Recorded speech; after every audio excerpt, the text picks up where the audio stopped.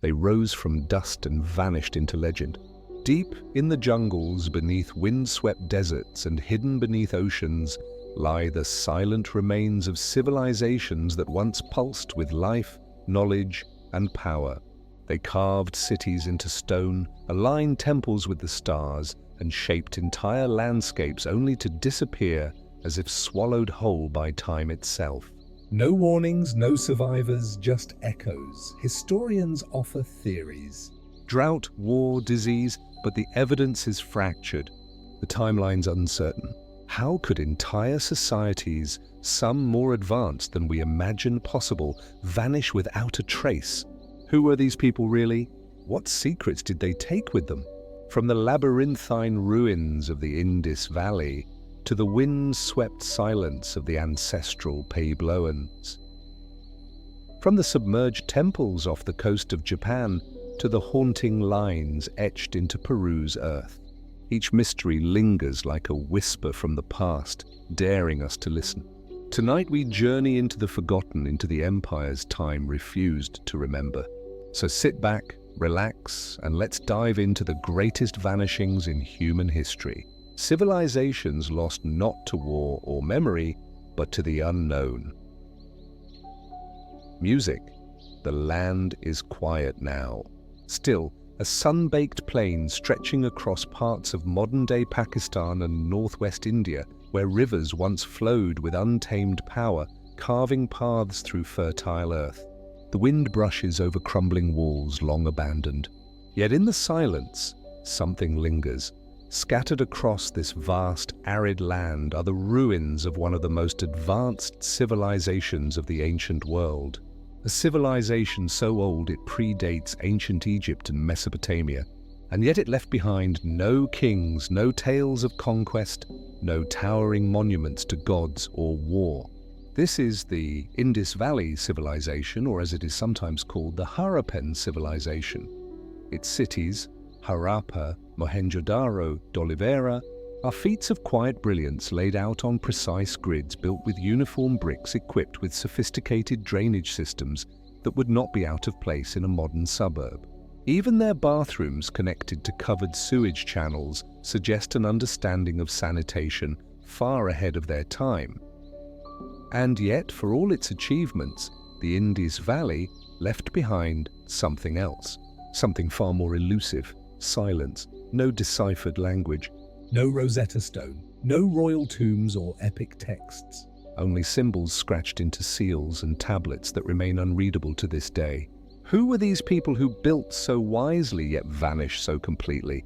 Archaeologists believe the Indus civilization flourished between 2600 and 1900 BCE.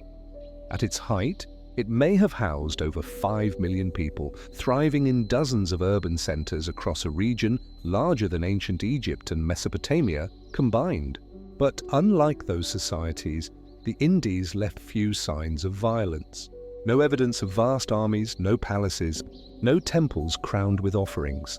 Instead, they left behind uniformity, standardized weights, bricks, and tools, suggesting a culture organized not by power, but by principle. Some scholars have speculated that they may have lived under a system of egalitarian governance, or perhaps a decentralized network of cities without a central ruler. But without written records, we can only guess. Then around 1900 BCE, it all begins to fade. Cities are gradually abandoned. Trade routes grow quiet. The script disappears from seals. What caused this slow unraveling? The mainstream explanations are grounded in natural change. Some point to climate, shifting monsoons and drying rivers, especially the mysterious disappearance of the once mighty Saraswati River may have rendered the region less habitable. Others believe tectonic shifts altered watercourses, turning thriving towns into dry ruins. Still others suggest that soil salinization and overuse of resources may have slowly degraded the agricultural base that sustained these cities. There are no signs of invasion, no great wars, just a soft collective exhale into oblivion. But not everyone is satisfied with the quiet explanations. Some researchers have noted peculiarities. The undeciphered script found on thousands of seals and pottery shards is remarkably consistent, yet it vanishes without evolution. Was it a symbolic system or full-fledged written language? Why has it resisted all attempts at decoding? Others have pointed out that while Mesopotamia and Egypt were deeply religious, building grand temples and statues to their deities, the Indus cities seem almost secular. Were their gods lost with their language? Or did they follow a belief system so different from ours that we've misread their silence as absence? There are fringe theories too, whispers at the edge of archaeology. Some have suggested that the Indies people may have migrated en masse, not vanished, that they became the roots of later Indian culture. Their identity dissolved into oral tradition and rural life. Others propose a lost catastrophe, an epidemic, a comet impact, or even an unknown societal collapse that left little trace. A few venture further still, hinting at forgotten technology or ancient wisdom that has yet to be rediscovered. The Great Bath of Mohenjo-Daro, a large public water tank surrounded by colonnades, has invited special interest. Was it used for ritual purification, civic gathering, or something stranger? Its purpose remains speculative, even as it testifies to an advanced knowledge of hydraulics and urban planning. And then there are the skeletons. In parts of Mohenjo-Daro, a number of human remains were found lying in the streets unburied. Some appear to have fallen suddenly, arms outstretched, as if something terrible arrived without warning. For a time, this fed theories of sudden disaster or mass violence. But later analysis cast doubt. Perhaps these bones came later, their position not as meaningful as once believed. Still, the image persists, a city that lived in harmony with nature and its neighbors, undone not by sword or fire, but by forces we cannot fully see.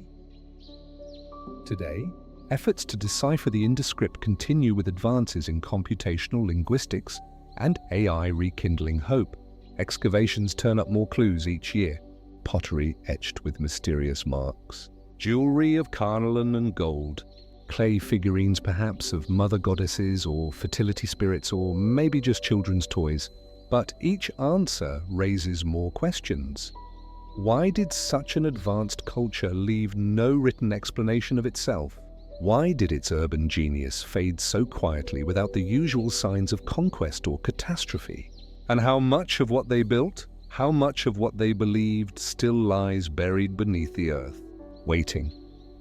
Perhaps the Indus Valley's greatest achievement was not just in what it created, but in what it managed to hide. And perhaps the most unsettling question of all is this: if such a great civilization can vanish so completely, could it happen again? And just as the ancient cities of the Indus Valley faded silently into the dust across an ocean, and centuries later, another civilization would rise, then vanish, leaving behind its own monumental traces beneath the soil of a continent most never associate with ancient empires. The Mississippian culture shadows beneath the mounds. In the flatlands near the banks of the Mississippi River, just east of present-day St. Louis, the earth swells unexpectedly into massive geometric mounds that rise above the surrounding fields like ancient waves frozen in time. They are quiet now, grass-covered, silent, but centuries ago, this was the heart of a thriving city, Cahokia. Once the largest urban center north of Mesoamerica, Cahokia was not a village or an isolated settlement. It was a city teem emming with life, commerce, ceremony, and mystery. At its peak around 1100 CE, Cahokia may have rivaled the population of medieval London. Tens of thousands of people lived here in a dense, carefully organized community stretching across 6 square miles with more than 100 earthen mounds shaping the skyline. The centerpiece Monk's Mound remains the largest prehistoric earthwork in the Americas. It rises some 10 stories tall, its base larger than the Great Pyramid of Giza. It was built not of stone but of earth, moved basket by human hands over generations. An estimated 22 million cubic feet of soil. But why? For whom? We know little of the people who built it. Their names are lost. Their language is gone. No written records remain. What we do have are clues, subtle, fragmented and strange.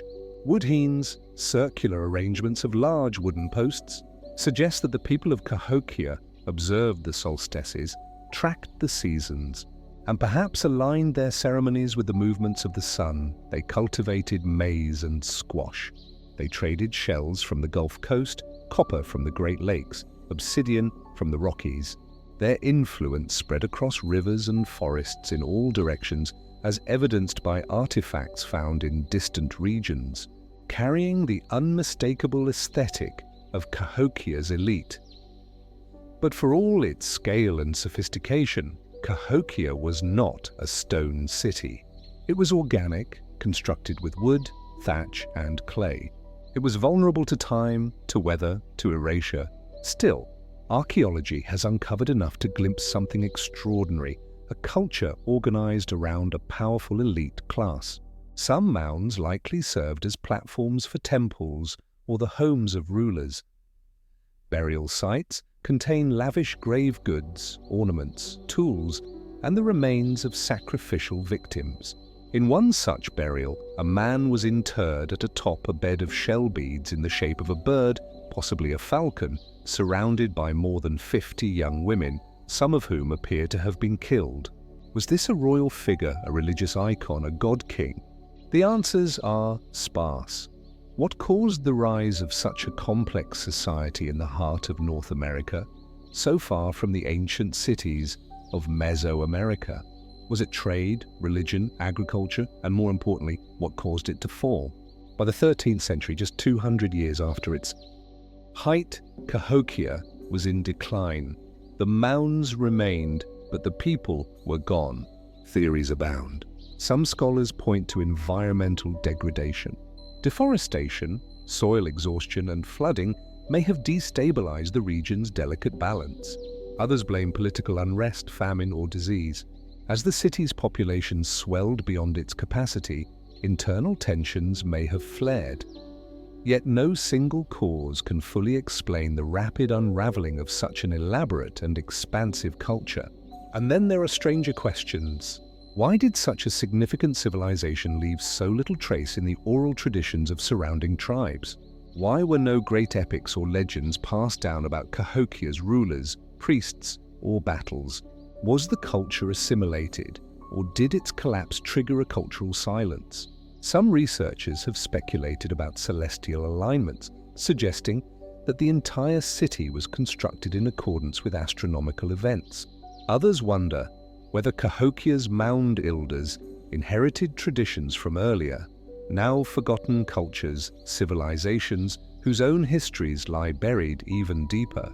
Then there are the more fringe ideas, whispers of ancient visitors from faraway lands or lost races of mound builders wiped from history. Some point to similarities between Cahokia's burial practices and those found in distant corners of the world.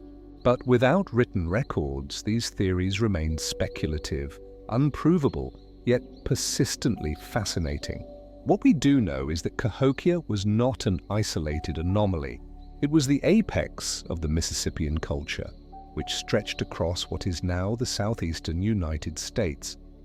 Dozens of other mound sites still dot the landscape from Etowah in Georgia to Moundville in Alabama, suggesting a vast network of shared beliefs, customs, and power. And yet, for all this, Cahokia remains largely unknown to the broader public. Unlike Egypt or Mesopotamia, its ruins lie in quiet anonymity.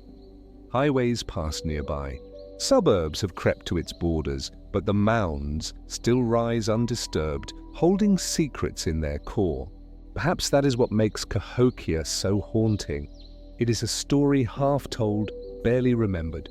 A city of immense purpose, built by hands we cannot name, governed by a vision we do not understand.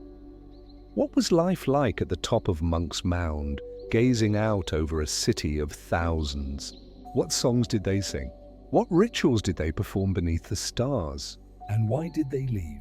Perhaps the answers lie waiting beneath the earth, in the grain of ancient wood, in the pattern of forgotten artifacts. Or perhaps the mystery of Cahokia is not meant to be solved but contemplated. A reminder that history is not only written in stone and scrolls, but also in silence and in the soft rise of earth beneath our feet. And just as Cahokia's mounds rise silently from the soil, marking the memory of a civilization nearly forgotten, we journey now even further back in time into the humid jungles of southern Mexico, where a different mystery lies carved not into earth, but into stone. The Olme faces in the stone. In the thick green lowlands of Veracruz and Tabasco, beneath the canopy of ancient trees and tangled vines, they wait, silent, immense, watching. Colossal heads, some weighing over 20 tons, emerge from the forest like sentinels of another world, carved from single basalt boulders, transported across miles of swamp and jungle. Each face is unique. Broad noses, full lips, stern, enigmatic expressions. They bear helmets or headdresses, each marked with mysterious glyphs. No one knows exactly who they represent. Were they kings, warriors, gods? The Olme civilization flourished between 1600 and 400 BC, long before the Maya and Aztecs would dominate the Mesoamerican world. And yet, despite their age, themes displayed an astonishing level of complexity. Their influence can be traced in art, religion, and architecture across later cultures, echoes of a forgotten origin story. They are often called the mother civilization of Mesoamerica, but perhaps mother is too gentle a word. The Olme did not simply plant seeds, they sculpted the very foundation and then they vanished. At the site of San Lorenzo, one of the earliest known Olme centers, raised platforms and drainage systems suggest advanced urban planning. But it's the monuments that capture the imagination. Massive stone altars, thrones, and heads arranged with precise care. Nearby, the site of Leventa rises along a river with its Great Pyramid, an earthen structure over 100 ft tall, once aligned with celestial events. How did a civilization over 3,000 years ago possess such knowledge? How did they move and shape stones of such size without wheels or metal tools? And perhaps most intriguingly, where did they go? Mainstream archaeology offers some answers. The Olme heartland, fertile yet unstable, was prone to flooding and volcanic activity.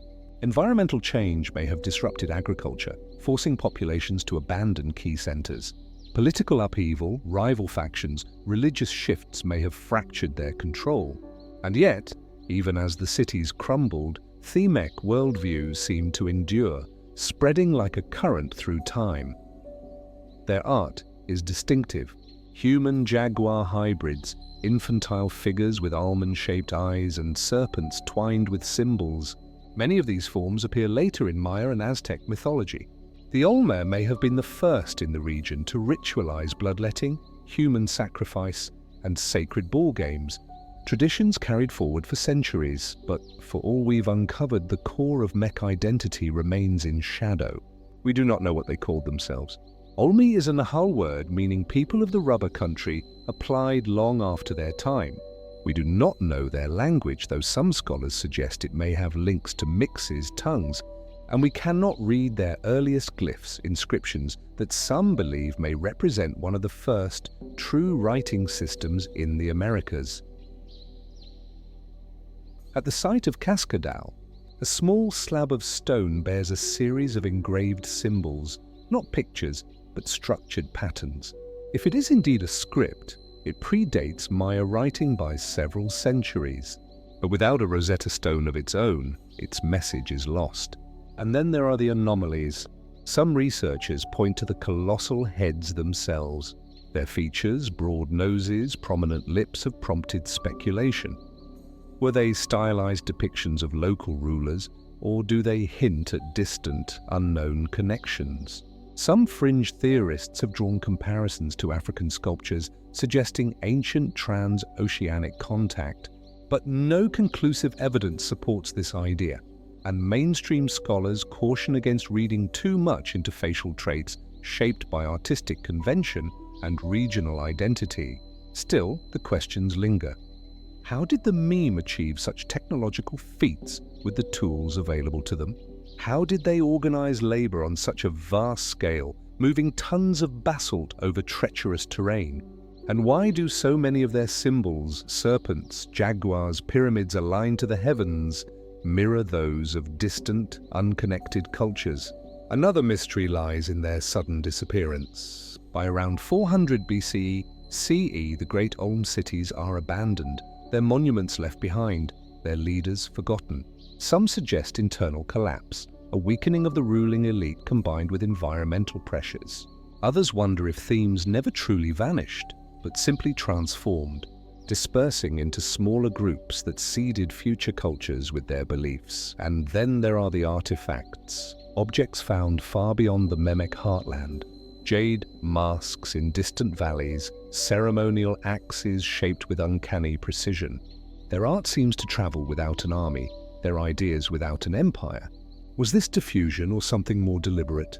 Perhaps the most haunting mystery is not what the Olme left behind, but what they chose not to preserve.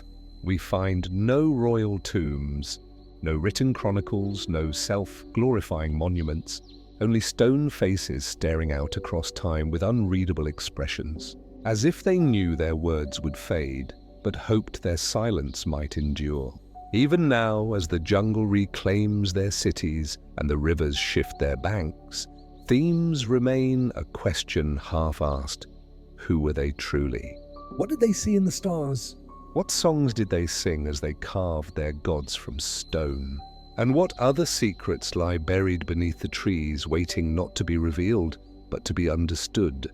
In the echoes of themes, we hear a truth echoed across civilizations, that greatness does not guarantee remembrance, and that the earth still holds the stories of those who walked before us. If we know where and how to look, and as the enigmatic faces of the Olme continue to gaze silently through time across the deserts of the ancient world, another mystery waits, etched not into wood or clay, but carved directly into stone beneath a scorching sun and beneath centuries of sand. The Nabateans, echoes of stone in the desert. In the heart of the Jordanian desert, surrounded by red cliffs and windswept canyons, an impossible sight appears as the sun shifts across the sandstone walls. The facade of Al-Khazna, the treasury, emerges from the shadows. Towering columns, intricate friezes, and sculpted guardians stare out from the rock, not built upon it, but carved directly into it. This is Petra, once hidden, now iconic, and at its center lies a civilization as mysterious as the stones they left behind. The Nabateans, they were traders, builders, and engineers, masters of water and silence. For centuries, the Nabateans thrived in one of the most unforgiving climates on Earth. And then they vanished. But how? The earliest traces of the Nabateans emerge in the 4th century BCE, when they were described as nomads, tribes who moved through the deserting animals and living in tents. But over time, they did something unusual for a nomadic people. They built. By the 1st century CE, Petra had become a flourishing city, its architecture a breathtaking blend of Hellenistic grace and Eastern symbolism. Towering temples, tombs, and monumental gateways rose from desert stone, each structure seamlessly integrated into the natural landscape. And yet this city was more than a marvel of aesthetics. It was a masterpiece of survival. The Nabateans engineered complex water systems, hidden channels, dams, and underground systems, allowing them to store and distribute precious water across their settlements. They flourished not by conquering, but by connecting. Their cities lay along major trade routes, linking Arabia with the Mediterranean and moving spices, incense, textiles, and gold across empires. And yet, for all their ingenuity, for all their influence, the Nabateans left no libraries, no epic inscriptions, no grand narratives explaining who they were or what they believed, only scattered clues left in stone and silence. Their script, Nabatean Aramaic, evolved over time and eventually gave rise to Arabic script. But many of their texts are short, practical, and cryptic. They do not reveal a detailed history or a record of their leaders. Even Petra, for all its majesty, holds few firm answers. Who ruled this civilization? What gods did they worship? What secrets lay behind the stone walls and towering facades? Mainstream historians suggest that Petra's rise was rooted in economic power. By controlling trade routes and managing scarce resources, the Nabateans built wealth and stability. Their alliances with larger empires, first the Susids, then the Romans, allowed them to maintain autonomy for centuries. But by 106 CE, the Roman Empire annexed Nabata. The last known Nabatean king, Rabel the Skund, disappears from records shortly before that time. Within a few generations, the distinct Nabatean culture had faded, absorbed into the Roman world, or so it seems. Why did such an advanced and prosperous culture leave so little behind in terms of legacy? Why do their temples lack inscriptions? Why did they not resist Roman annexation more forcefully, or at least record it? And how did a people who left so little written record develop such advanced knowledge of hydraulics, astronomy, and architecture? Some scholars point to the mysterious purpose of Petra itself. Alcaz, the treasury, is not a treasury at all, but likely a tomb. Yet no remains have ever been found inside. Other structures in Petra also appear to be ceremonial orrery, but their exact function remains speculative. Was Petra primarily a necropolis, a spiritual center, a ceremonial city visited only for special rites? Others suggest that much of the city remains buried, hidden beneath centuries of sediment, waiting to be unearthed. Only a fraction of Petra has been fully excavated. What might still lie beneath its dust-covered courtyards?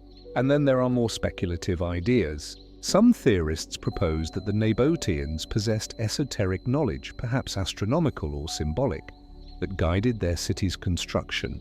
Alignments with solstices and equinoxes have been noted in some structures, leading to theories that Petra functioned as a giant calendar or cosmic temple. Others, pointing to the sudden sophistication of their architecture, wonder if the Nabateans inherited knowledge from an even older culture, now lost to time. A few fringe theories even suggest contact with ancient Egyptians, Mesopotamians, or civilizations farther afield. Though no conclusive evidence supports these claims, still, Petra itself resists easy explanation. How did a nomadic people transition so swiftly into monumental builders? Why did they invest so much energy in carving into solid rock, an undertaking far more difficult than building above ground? And what happened to their identity after the Roman annexation? Did they assimilate willingly, or did something else drive them into obscurity? Even now, as tourists pass through the sea, the narrow gorge leading to Petra, they walk the same path Nabatean priests and travelers once took. The air is dry, the rock walls high and close, and then suddenly the treasury appears, unfolding in golden light, timeless and still. But behind that beauty lies a silence, not the silence of ruin, but of restraint. The Nabateans did not tell us who they were. They left no manifestos, no origin stories, no final words. Only temples without names, tombs without bodies, and structures that suggest a depth of thought we have only begun to glimpse. Perhaps the Nabateans understood something we have forgotten, that permanence is not found in stories told, but in mysteries left behind. And so we are left to wonder, were they simply absorbed into history? Or did their greatest secrets remain hidden, carved into the mountains, waiting for the right eyes to see them? And as Petra's rose-colored walls whisper secrets of a people who vanished into the folds of empire, we journey now to the highlands of Anatolia, where stone gates guard the memories of another lost power. A civilization whose very existence was once doubted until the earth revealed the truth. The Hittite Empire, forgotten kings of stone and silence. In the hills of central Turkey, near the modern town of Boğazkale, the wind moves across an ancient plain. Scattered among the grass are stones, some tumbled, some still standing. But step closer, and a different picture begins to emerge. Vast walls, cyclopean in scale, once enclosed a city. Carved lions and sphinxes once stood watch over mighty gates. This was Hattusa, the capital of the Hittite Empire. At first glance, the site is quiet. But beneath that stillness lies the legacy of a power that once challenged Egypt, forged treaties with Babylon, and ruled over much of the ancient Near East, a people long forgotten and rediscovered only in the last 2 centuries. For much of recorded history, the Hittites were a mystery mentioned only in the Bible, their name appearing alongside great ancient peoples. But until the 19th century, no trace of them had ever been found. Scholars believed they were myth, a footnote, perhaps a mistranslation. That changed in 1834 when French explorer Charles Texier stumbled upon the ruins of Hattusa. Massive stone fortifications and monumental gates hinted at an empire lost in time. But it wasn't until the early 20th century that archaeologists began to uncover clay tablets, thousands of them written in cuneiform in a language that had never been seen before. The Hittites were real, and they had once stood among the greatest powers of the ancient world. By the 14th century BCE, the Hittite Empire stretched across much of Anatolia and northern Syria. They fought the Egyptians at Kadesh in what is considered the largest chariot battle in history. They forged the world's oldest known peace treaty, a document so influential a replica now hangs in the United Nations building in New York. Their laws were advanced even by modern standards, their society complex, their political alliances far-reaching. And yet despite all this, the Hittites left behind no enduring cultural legacy, no continuous tradition, no unbroken language. When they fell, they did not fade, they disappeared. What happened? Mainstream archaeology tells a familiar story. Around 1200 BCE, the Hittite Empire collapsed along with many other Bronze Age civilizations. This was the time of the so-called Bronze Age collapse, a mysterious wave of destruction that swept across the eastern Mediterranean. Great cities were abandoned or burned, trade networks disintegrated, writing systems vanished. Some scholars blame natural disasters, droughts, earthquakes, or disease. Others point to internal strife, invasions by the enigmatic sea peoples, or the breakdown of centralized power. The Hittites, already facing pressure from rival states and restive provinces, may have simply fractured. But Hattusa was not destroyed in a great battle. It was burned systematically. Its archives, temples, and palaces consumed in fire. Who set the flames? Rebels? Invaders, the Hittites themselves. And why did such a powerful empire leave so little trace in the centuries that followed? After the fall, the Hittite lands splintered into smaller Neo-Hittite kingdoms scattered across Syria and southeastern Anatolia. But these too eventually vanished. Their language, Hittite, the oldest known Indo-European tongue, was lost for millennia, only deciphered in the 20th century. And even now, with thousands of tablets recovered from Hattusa and other sites, many mysteries remain. Their religion, a complex blend of Hadok, Huran, and Mesopotamian deities, featured storm gods and sun goddesses, sacred bulls, and cosmic dragons. Their ceremonies were elaborate, involving oracles, animal sacrifices, and divination. But no great temples remain standing. No clear iconography survives to rival Egypt or Mesopotamia. The Hittites seem to absorb other cultures rather than impose their own. Their art is understated, their monuments buried, their legacy ephemeral, and this raises deeper questions. Why did such a powerful empire leave behind so little that endured? Was this by design or by fate? Some scholars suggest the Hittites lacked the cultural cohesion of Egypt or the religious fervor of Mesopotamia. Others believe they may have relied too heavily on an elite bureaucracy disconnected from the population it governed. Still others wonder whether we've simply not looked in the right places, that the Anatolian soil still hides palaces, archives, and shrines yet untouched. More speculative theories go further. Some note curious linguistic and cultural connections between the Hittites and distant Indo-European peoples. Could the Hittites have been part of an even older migration, one whose origins stretch back to the mythic Indo-European homeland? Others point to the precision of their astronomical knowledge or the architectural alignments of their temples and wonder whether they possessed cosmological insights now forgotten. Still others look to their myths, tales of divine conflict, cyclical destruction, and rebirth, and suggest they may hint at real catastrophes. Did the Hittites record in allegory the very disasters that undid them? At Yazilika, a sanctuary near Hattusa, stone reliefs depict long processions of gods and goddesses carved into rock walls beneath the open sky.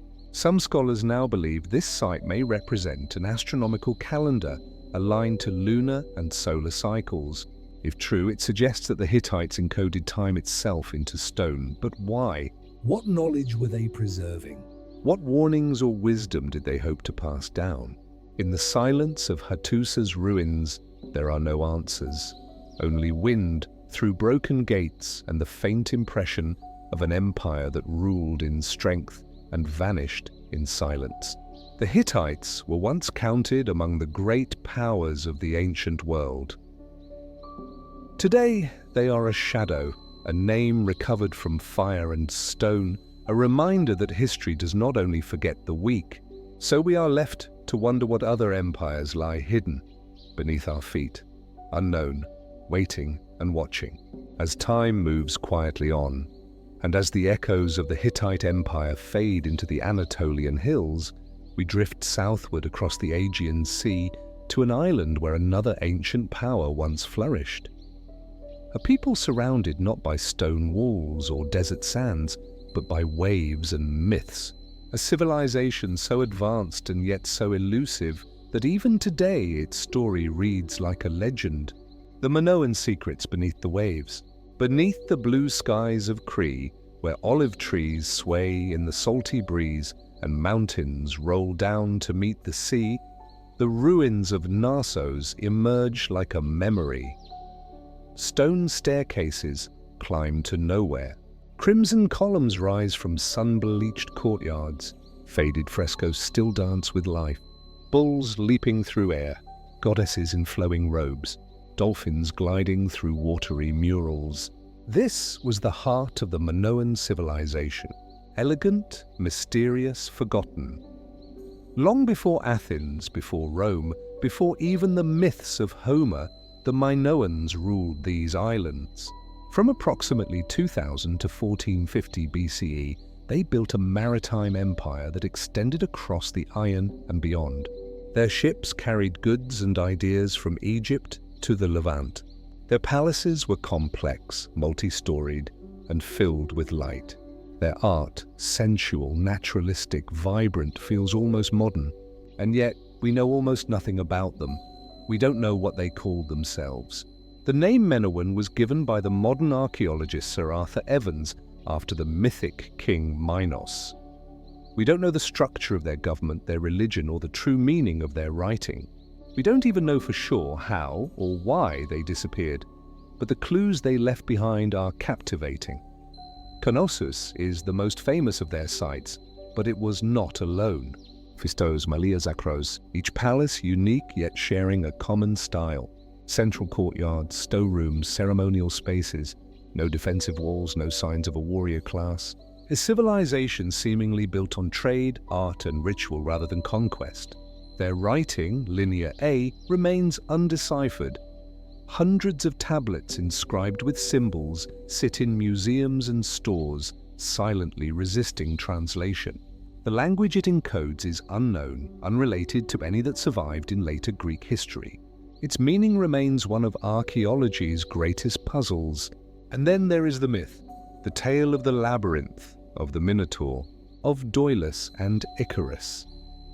These stories passed down through Greek legend all point back to Cree, back to Knossos. Could they be distant echoes of Minoan culture distorted through time? Was the palace itself the labyrinth, its twisting corridors and layered chambers giving rise to tales of monsters and mazes? Or were the myths born to explain something more cataclysmic? Around 1450 BC, Minoan civilization began to collapse.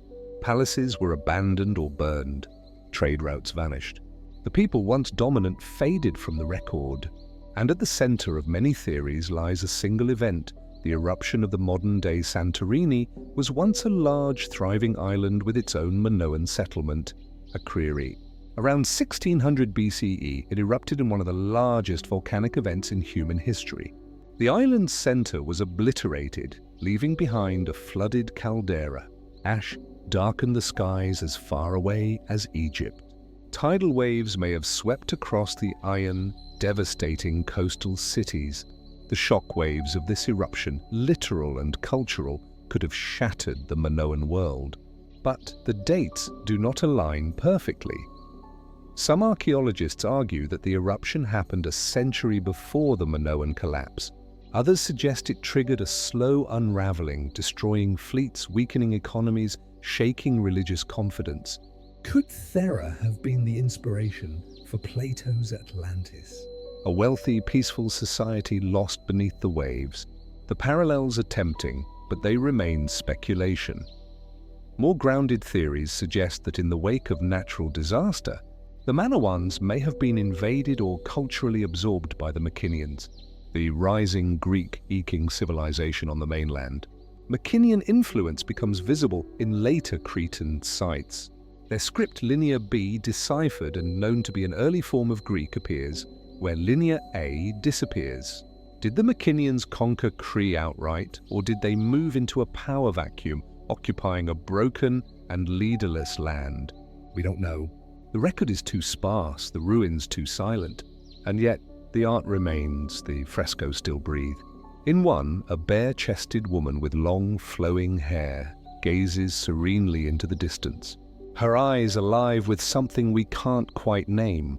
In another, young men and women somersault over charging bulls, a ritual called tukathapsia, captured in motion with a grace that defies time.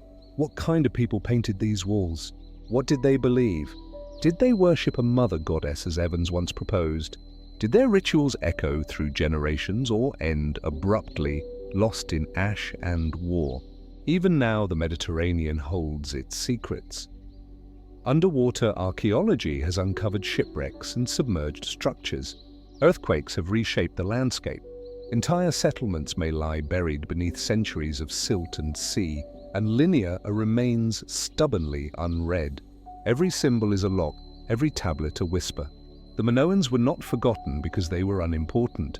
They were forgotten because their story was interrupted. No survivors wrote their history.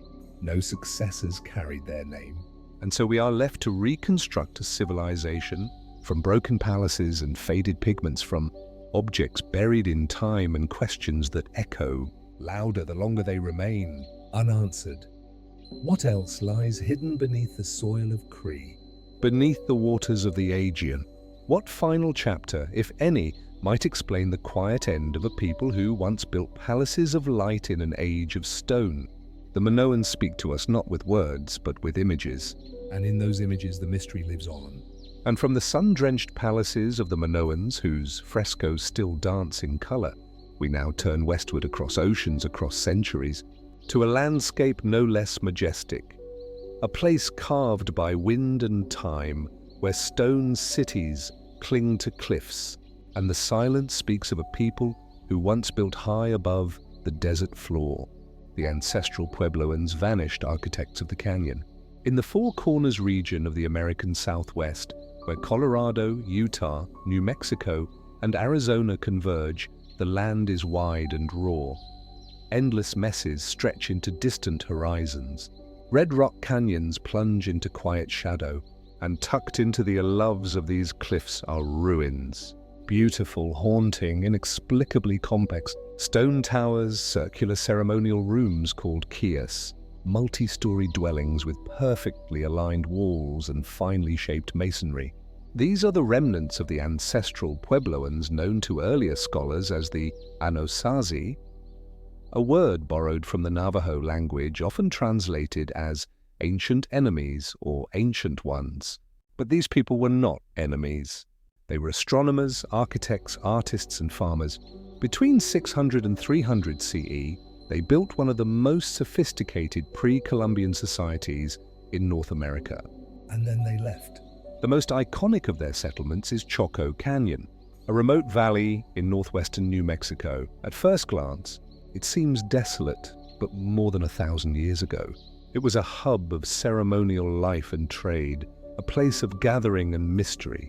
Great houses like Pueblo Bonito rose from the desert, some over 4 stories tall with hundreds of rooms and precise architectural alignments.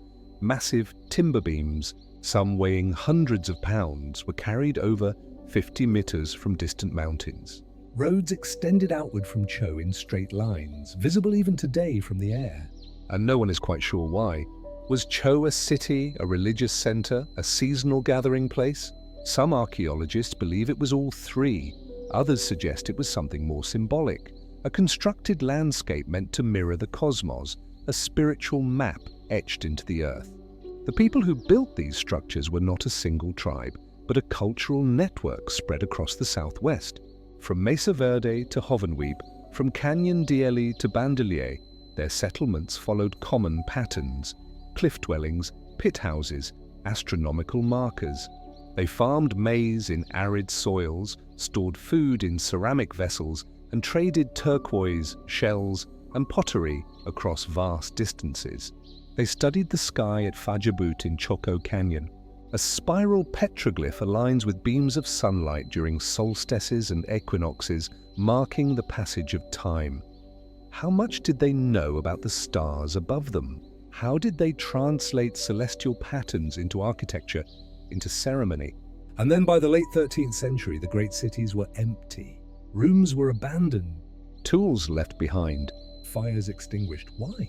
Mainstream theories point to environmental stress. Tree ring data shows decades or long droughts in the 12th and 13th centuries, an unforgiving time for an agrarian society in a desert climate. As water grew scarce, crops failed. Hunger may have driven migration or conflict. There's evidence of social fragmentation too. Some sites show signs of violence, defensive structures, burned dwellings, human remains with trauma. Others seem to have been abandoned peacefully, slowly, as if their inhabitants simply moved on.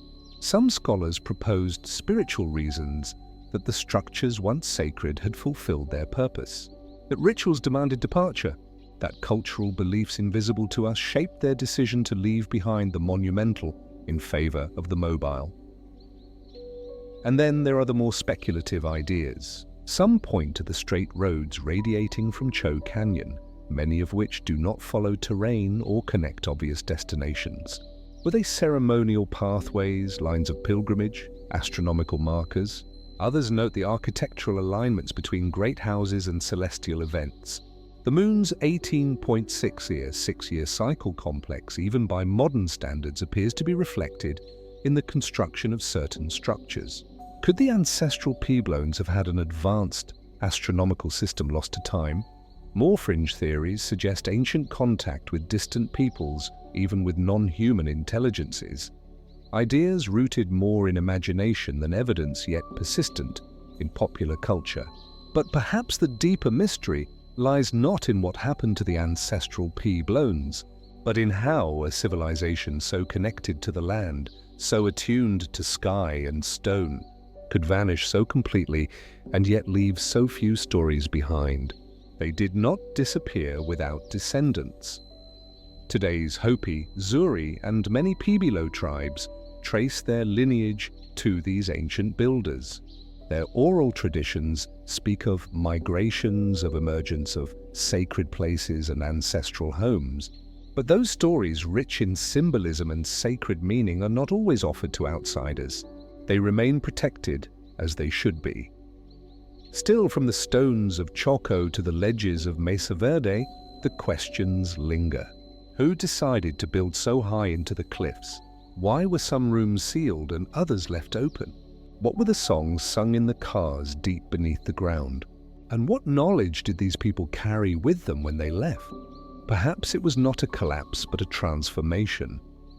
Perhaps the ancestral Puebloans did not vanish but changed shape becoming something quieter, more mobile, less bound to stone. Or perhaps there are still stories waiting, buried beneath layers of dust and time. Not lost, but waiting for someone who remembers how to listen. In these canyons, where the wind still moves through doorways and shadows shift across ancient walls, the past is not gone. It is resting, watching, and asking, what else have we yet to understand? And as the echoes of the ancestral Puebloins drift through the canyon winds, fading but never truly silent, we now turn our gaze to the rolling hills of Eastern Europe, to a forgotten chapter of prehistory, buried beneath farmlands and forests, where strange patterns etched in clay whisper of a people both advanced and unknown. A culture that rose long before the pyramids and then vanished, leaving behind only spirals, ruins, and silence. The Cucuteni-Trielia culture spirals in the earth. In the soft light of dawn, the plains of modern-day Ukraine, Moldova and Romania seem quiet, a patchwork of green fields, low hills, and distant trees. But buried beneath this landscape are the traces of one of Europe's oldest and most mysterious civilizations, the Cucuteni-Trielia culture, a society so ancient it predates Stonehenge and the Great Wall. So vast it built some of the largest settlements in Neolithic Europe. And yet, until relatively recently, it was almost entirely unknown. Their story begins over 7,000 years ago, around 4800 BCE, and stretches forward for nearly 2 millennia. They built settlements, some as large as 15,000 inhabitants, astonishing in an age when most of humanity lived in scattered hamlets or isolated farming communities. Their homes were made of wood and clay, arranged in concentric circles or spirals. Streets were planned, structures aligned, order was evident, and then, just as mysteriously as they appeared, they were gone. The first evidence of the Cucuteni-Trielia people came to light in the late 19th century when archaeologists uncovered fragments of pottery adorned with intricate swirling patterns, geometric spirals, meanders, and stylized human and animal forms. The designs were bold and deliberate, hinting at symbolic systems, at rituals now lost. Thousands of figurines have also been found, often female, often exaggerated in form. Fertility idols, goddesses, ancestors, we don't know. Their language, if they had one, left no written record. And yet, from what remains, it's clear these people were not primitive. They practiced advanced agriculture, rotating crops and managing livestock. Their pottery was fired in kilns at high temperatures. Their tools, crafted from stone, bone, and later copper, show precision and refinement. They lived not in caves or tents, but in permanent structures, sometimes 2 stories tall. They decorated their homes. They buried their dead. They had culture, art, and systems. Some of their cities spanned hundreds of acres. For centuries, they built new homes over old ones, layering the past beneath their feet. And then, in a gesture still not fully understood, they burned them intentionally. Time and again, entire settlements were set ablaze ritually, methodically, not in war or violence, but seemingly as part of a cycle. Archaeological layers show this clearly. Whole communities burned, then rebuilt in the same place over and over. Why? Some believe the burning was symbolic, a cleansing ritual tied to their spiritual beliefs or the changing of generations. Others suggest more practical explanations, pest control, structural decay, or renewal through fire.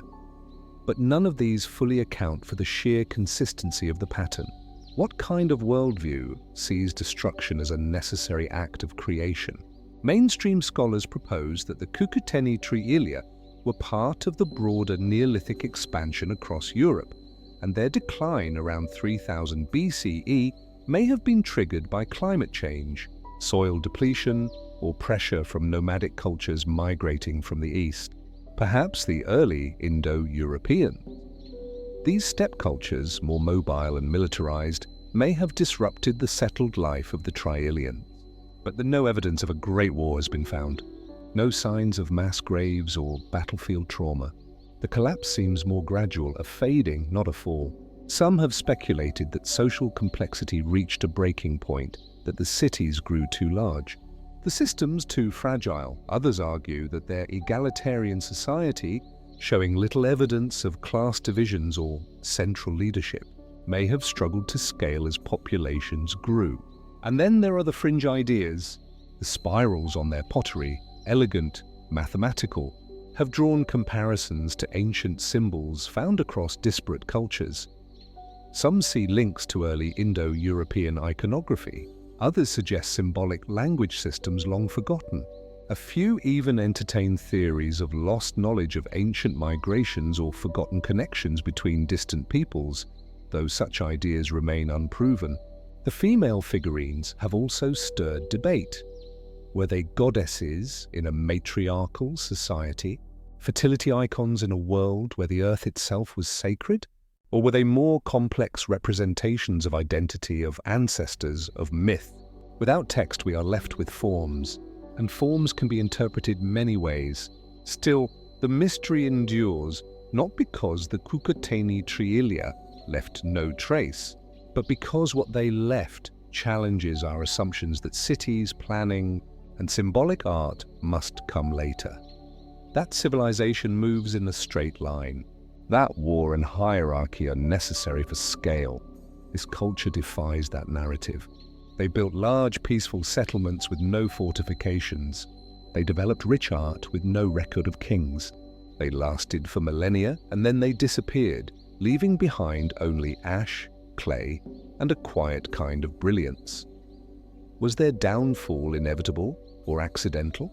Was their culture absorbed into others, their ideas carried forward in unseen ways?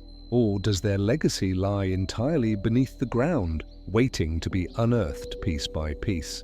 Across the Ukrainian and Romanian plains, new discoveries are still being made. Satellite imagery has revealed ancient settlement outlines invisible from the ground. Pottery shards and figurines continue to surface. The story is incomplete but far from over. And so we ask again, who were the people who shaped spirals in clay before history had a name? And what else might be sleeping beneath the soil, unseen, undecoded, and still watching us from the deep past? And as the spiraling patterns of the Cucuteni Trialia dissolve into the soil of forgotten fields, we now follow the heat and the green into the dense, humming jungles of Mesoamerica. A place where towering stone temples rise above the canopy like silent sentinels, and where time was once measured in cycles carved deep into rock. Here among roots and ruins, the ancient Maya still whisper through the leaves. The Maya civilization. Silence in the southern lands. In the heart of the Yucatan Peninsula, time seems to bend. Sunlight filters through a tangle of vines and towering ceiba trees. The air is heavy with moisture, alive with the call of howler monkeys and the flutter of unseen wings. And there, deep within the jungle, half consumed by nature, stone cities emerge. Tikal, Calakmul, Copan, Palenque, once centers of culture, ceremony, and power, now crumbling, overgrown, and silent. This was the southern lowlands of the Maya world, a place where kings ruled over thousands, where astronomers tracked Venus with unerring precision, and where scribes etched complex glyphs onto stele staircases and codices. For over 1,000 years, between 250 and 900 CE, this region was the cultural and intellectual heart of a civilization that rivaled any in the ancient world. And then, almost inexplicably, it collapsed. What happened here? To walk through a Maya city is to step into an enigma. Monumental pyramids rise in careful alignment with celestial events. The Temple of the Inscriptions at Palenque, the twin pyramid complexes of Teal, the vast network of causeways or sakab connecting cities across miles of unforgiving terrain. All of it built without the wheel, without beasts of burden, without metal tools, and yet with astonishing mathematical precision. Their calendar was more accurate than the Julian. Their writing system, the most sophisticated in the pre-Columbian Americas, is only recently being fully understood. They mapped the heavens, they predicted eclipses, they built entire cities in harmony with the cosmos. But these were not merely scholars in the jungle. The Maya were warriors, theologians, artists, and engineers. Their society was organized into kingdoms, each ruled by a divine Kuhul'au, a holy lord whose lineage was etched into stone and myth.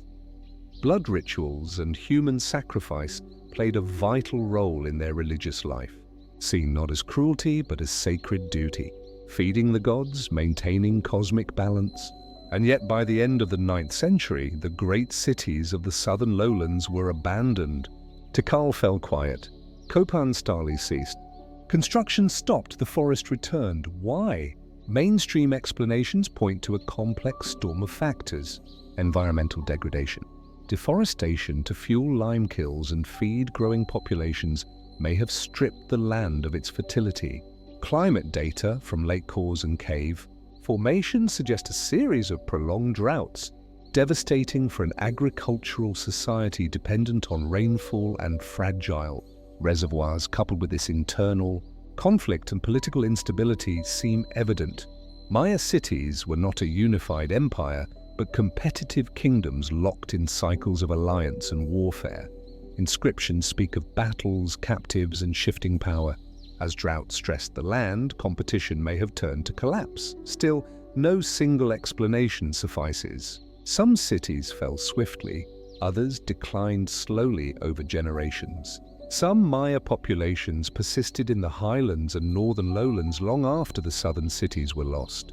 The civilization did not end, but it changed, transformed, scattered, and yet the great mystery remains. Why abandon such magnificent centers of power and knowledge? Archaeological evidence shows many cities were not destroyed in war, temples were not burned. In many places, monuments were deliberately buried or carefully closed, sealed as if with reverence. Did the people leave willingly? Were they fulfilling prophecy or responding to visions, omens, or divine instructions? Was this collapse not a failure but a choice? The mystery deepens when we consider what was left behind.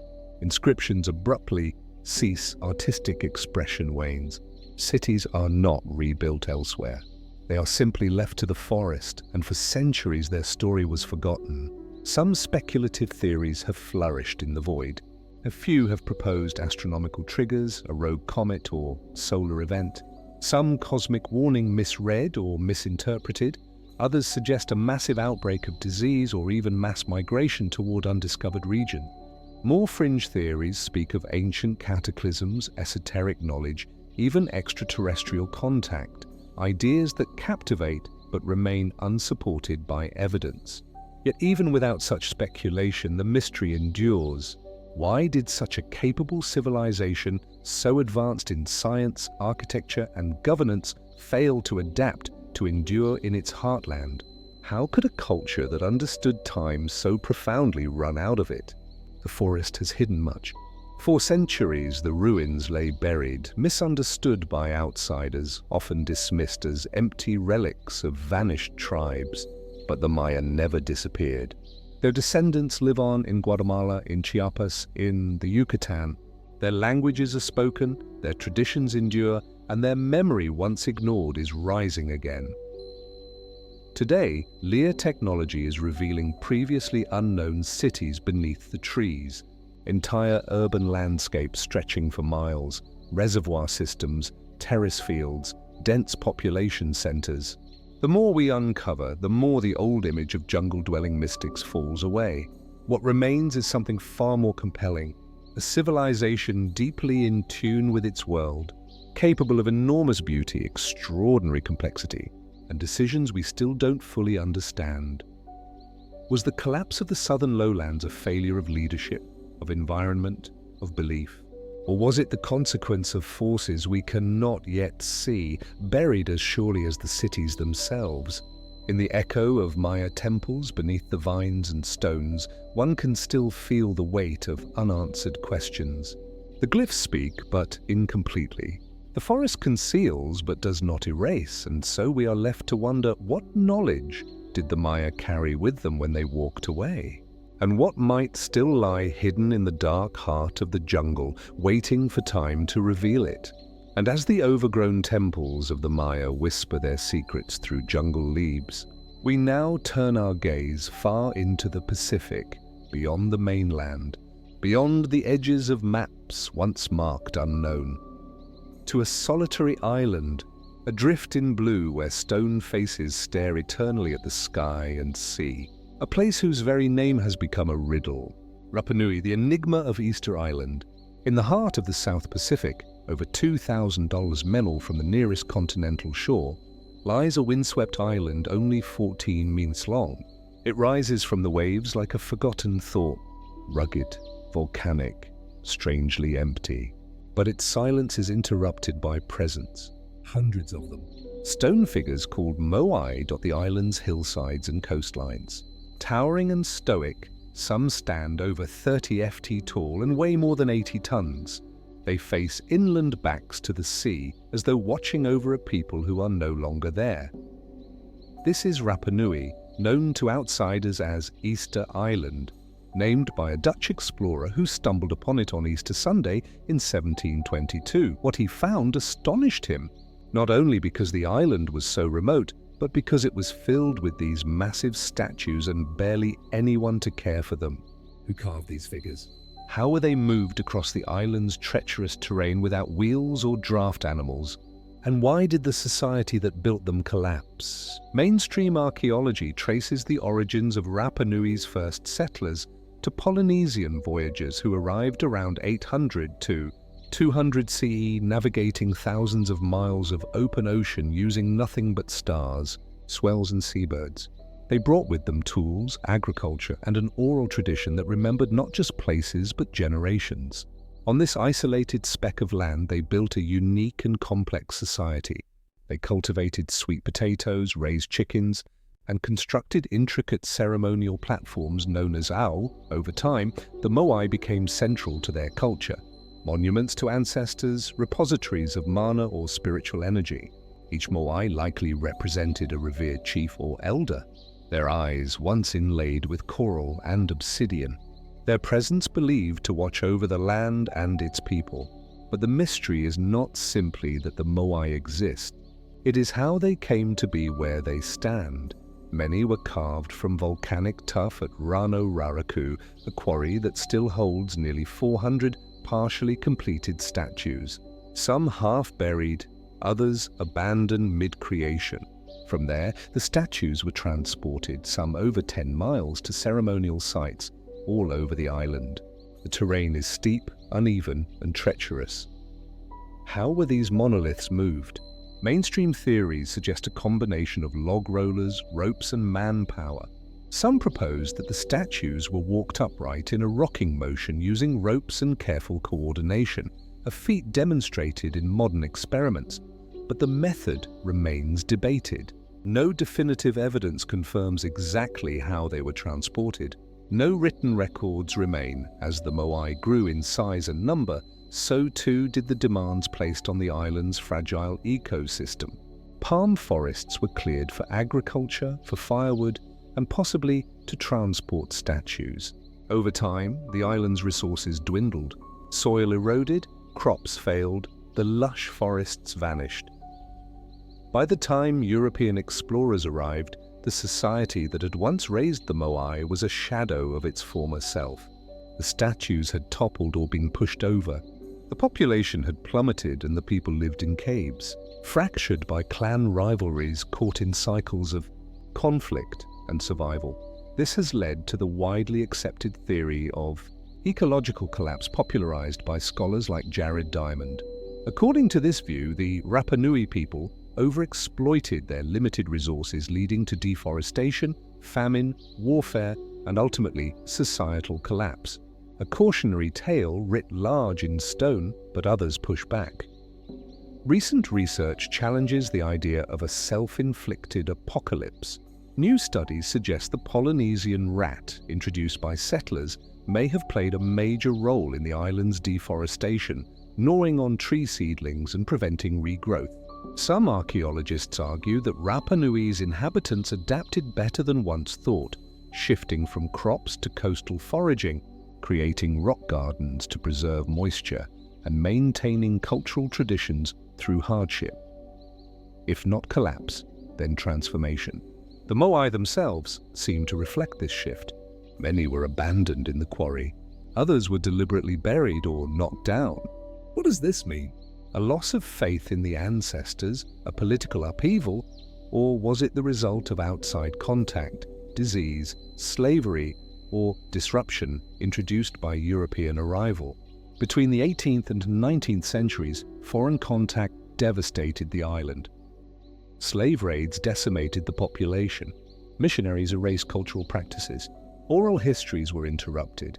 By the late 1800s, only a few hundred Rapa Nui remained, and much of their past had been severed. But the mysteries linger. What was the original purpose of the Moai? Were they truly religious, or did they serve a political function, unifying clans, marking territory, preserving status? Why do so many lie half-finished at the quarry? Were they abandoned suddenly or left behind by choice? And then there is the question of Rangarango, a mysterious script found on wooden tablets discovered in the 19th century. The only known example of pre-Cont Polynesian writing, it has yet to be definitively deciphered.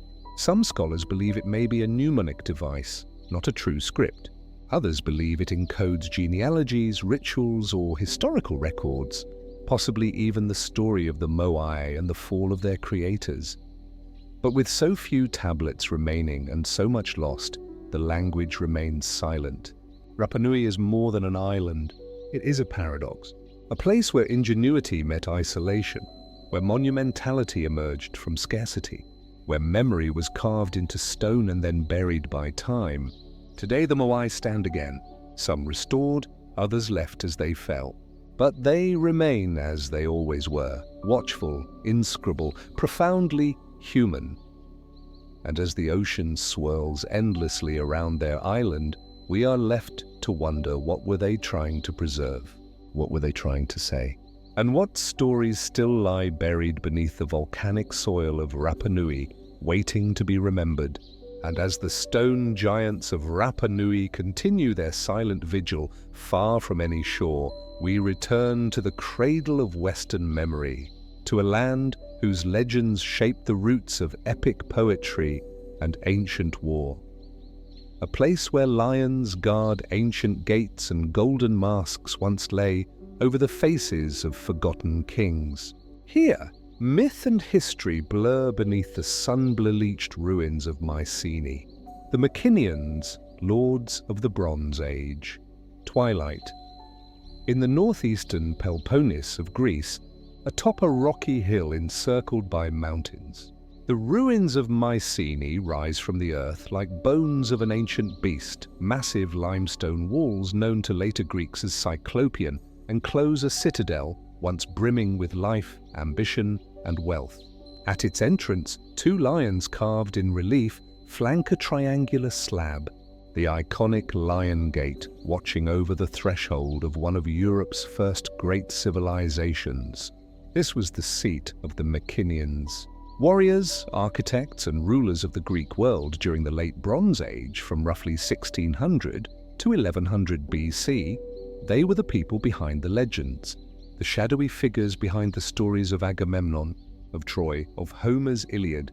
For centuries, their memory was kept alive only in myth until archaeology began to uncover the reality beneath the poetry. And yet, like the myths themselves, the truth is fragmentary, elusive, wrapped in glory and collapse. The Minoans left behind a network of palatial centers: Mycenae, Tyre, Chios, Thebes, each dominated by a central megaron or great hall where kings held court. These palaces were administrative hubs, religious centers, and symbols of power. Linear tablets inscribed with an early form of Greek reveal lists, inventories, rituals. Their world was organized, stratified, and tightly controlled. They traded as far as Egypt and the Levant. Their pottery has been found in Cyprus, Sicily, and beyond. They absorbed and adapted ideas from the older Minoan civilization, adopting its iconography, script and artistic styles, but replacing its emphasis on nature and ritual with images of warfare, chariotry and conquest. Their tombs, like the beehives tholos of the treasury of Atraus, were monumental, their grave goods dazzling.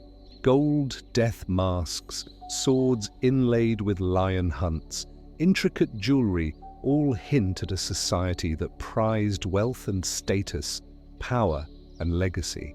And yet by 1100 BCE the palaces were gone. Not slowly, not gently, but abruptly. Burned, abandoned, forgotten. What happened to the Minoans? Mainstream explanations point once again to a convergence of pressures.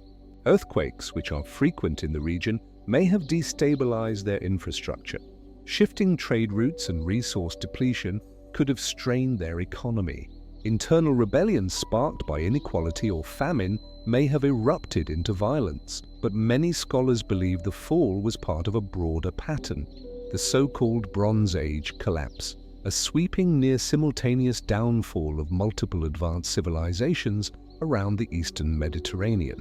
The Hittites, the Egyptians, the cities of the Levant all suffered within a century of one another. All left behind the same traces: fire, silence, and disruption. One common suspect in this collapse is the enigmatic sea peoples recorded in Egyptian texts as fierce naval raiders who struck from the waves, plundering cities and toppling kingdoms. Who were they? Displaced Minoans, mercenaries turned pirates, a coalition of desperate migrants. The evidence is scattered, the names are foreign, the timelines blurry, and yet across Greece the signs are unmistakable. The great palaces fall, writing disappears, monumental construction ends. The Minoan world dissolves into what would later be called the Greek Dark Age, a period of smaller settlements, fewer goods, and forgotten knowledge. But not all was lost. Oral traditions endured. Minoan motifs survived in local cults and religious practices. And generations later, as the Greek city-states began to rise again, the memory of Myini returned, not as fact, but as legend. Homer's epics, composed centuries after the Minoan fall, describe a world of bronze-clad heroes and divine war. Archaeologists have since matched many of his descriptions, places like Chios and Troy, to real locations, lending credence to the idea that behind the myth was a memory, however distorted. Still, questions remain. Why did a civilization so advanced, literate, organized, far-reaching, fail to adapt to the mounting pressures of its time? Why did none of the palatial centers survive in any meaningful form? And why did no successor state emerge to take their place? Some speculate that their system was too centralized, too dependent on a fragile elite. When the palaces fell, so too did their means of administration, record-keeping, and redistribution. Others suggest the Minoans were victims of their own success, stretching too far, demanding too much, leaving themselves vulnerable to the very world they helped build. More speculative ideas point to internal revolutions, lower classes rising against their rulers, or even spiritual upheaval. Did religious beliefs shift? Did omens or oracles drive decisions that led to ruin? Fringe theories have proposed everything from Atlantean analogies to ancient cosmic events, but evidence remains elusive. What the ruins show us is not a single moment of collapse, but a slow, unraveling pockets of resistance, efforts to rebuild, and eventually silence. Today, Myini stands exposed to wind and time. Tourists walk through its ancient gate. The bones of the palace rise only waist-high, but the grandeur is still there in the weight of the stones, in the layout of the rooms, in the myths that cling like ivy to its crumbling walls. And so we ask, was Myini the first great civilization of Europe, or merely the first to fall? How much of our own memory is myth? And how much of their myth was memory? In the fading gold of their graves and the burnt clay of their tablets, the Minoans left us pieces of a puzzle, pieces that continue to shift, whisper, and ask us to look again. And as the legacy of the Minoans fades into myth and ruin, we turn now to the highlands of East Africa, to a place often overlooked in the ancient world's grand narrative, yet once powerful enough to shape the course of trade, religion, and empire.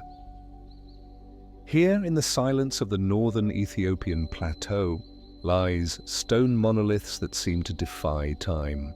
In their shadows lies the forgotten heart of a kingdom that once ruled the Red Sea. The Aksumite Empire. Obelisks in the highlands. The sun rises slowly over the Ethiopian highlands, casting long shadows across fields of basalt and dry grass. Amid the scattered trees and quiet hills, a collection of towering obelisks pierces the sky. Some still standing, others toppled, cracked by age and mystery. These are the stelae of Oxum. Some reach nearly 80 feet into the air, carved from single pieces of stone. Each is detailed with false doors, windows, and architectural flourishes, as though mimicking the structures of a city that once lived but has long since vanished. Beneath them lie tombs, deep, multi-chambered, sealed in silence. Who were the people who built them? And why did their kingdom, once counted among the greatest in the ancient world, slip so quietly from memory? From the 1st to the 8th century CE, the Aksumite Empire flourished across what is now northern Ethiopia and Eritrea. At its height, Oxum commanded trade routes that stretched across the Red Sea into Arabia, along the Nile into Nubia, and out to the ports of the Indian Ocean. Roman and Persian merchants recognized it as one of the great powers of its time alongside China, Persia, and the Empire of Rome. The Periphelis of the Orythan Sea, a 1st century Greek maritime guide, describes Aksum's port of Adulis as a vital node in global trade. Ivory, gold, frankincense, and exotic animals flowed from Africa's interior through Aksum to the world beyond. In return came silk, glass, and spices. Aksumite coins, some of the earliest minted in sub-Saharan Africa, circulated widely, bearing the names and faces of its kings. The empire's influence was not just economic, but spiritual. In the 4th century, King Ana converted to Christianity, making Aksum one of the earliest states to officially adopt the faith. This was a seismic shift occurring even before the Roman Empire embraced Christianity as its official religion. Ancient inscriptions in Ge'ez, Greek and Sabian script tell of campaigns, victories, and alliances. And yet, despite this wealth of evidence, much about Oxum remains unclear. Who first established the city? What were the origins of its people? How did it rise so rapidly? And how did it fall? The ruins of Aksum reveal layers of complexity. Subterranean tombs carved with precision, foundations of palaces and churches, inscriptions that reference distant lands and conquered peoples, but no comprehensive archives have been found, no epic texts, no royal chronicles. The memory of Oxum lives in fragments, stone, coin, and legend. Some scholars suggest that Oxum emerged from earlier kingdoms in the region, influenced by trade and migration from southern Arabia. The architectural styles and inscriptions show clear connections to the Sabaeans of Yemen. But the culture that developed in Oxum was distinct, African in root, global in reach. What's more mysterious is the sudden change that occurred between the 7th and 8th centuries.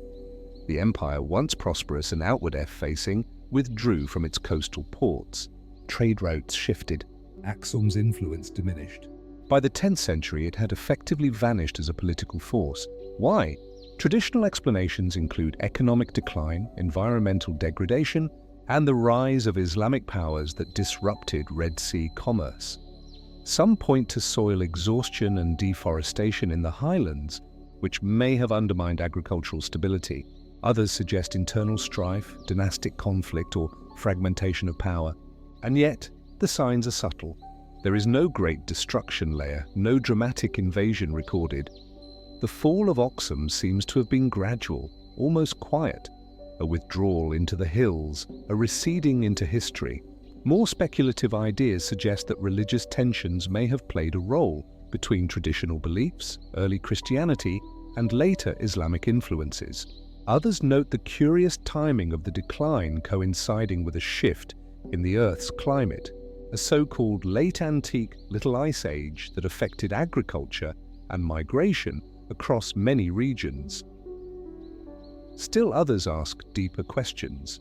Why are so many of Oxum's greatest structures, its tallest obelisks, its finest tombs, still unexplained in purpose? Were they simple grave markers or something more symbolic?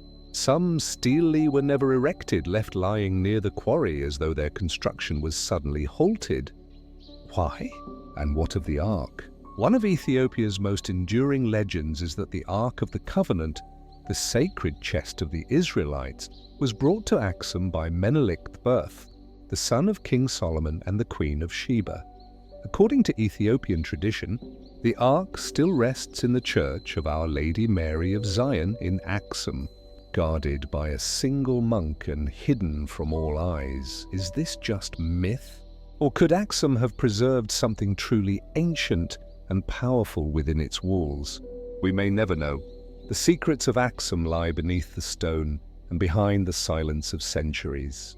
Much of its past is still waiting to be uncovered, buried in the highland soil, obscured by time, protected by tradition.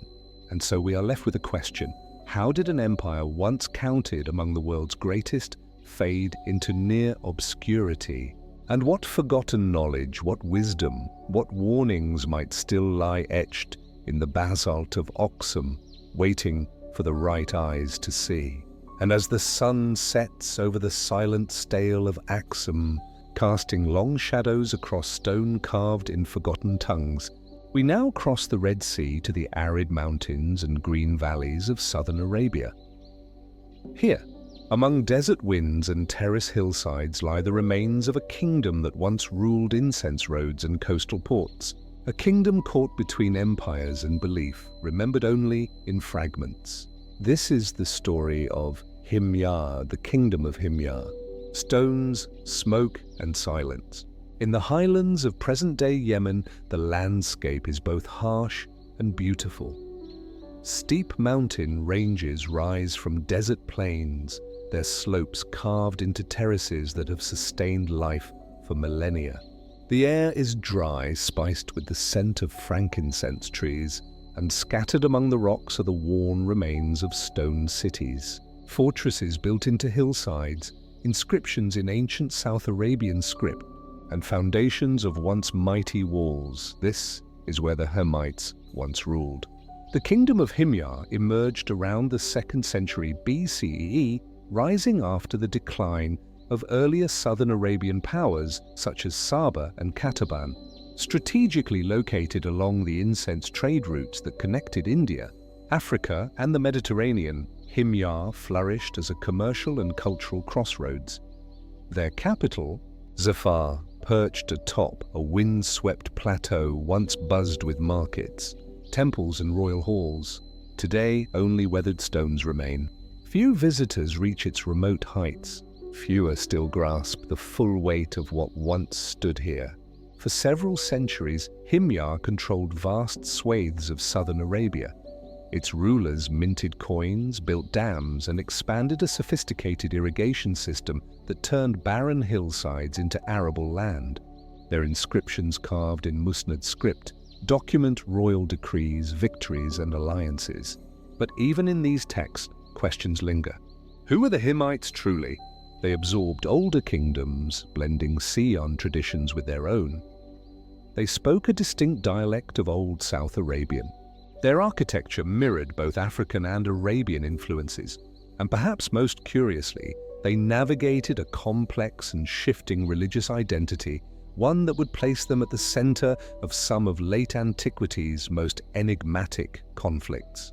In the early centuries of the Common Era, Himyar appears to have followed a traditional polytheistic system, worshipping local deities tied to nature, fertility, and celestial forces. But by the 4th century CE, something changed, a move toward monotheism.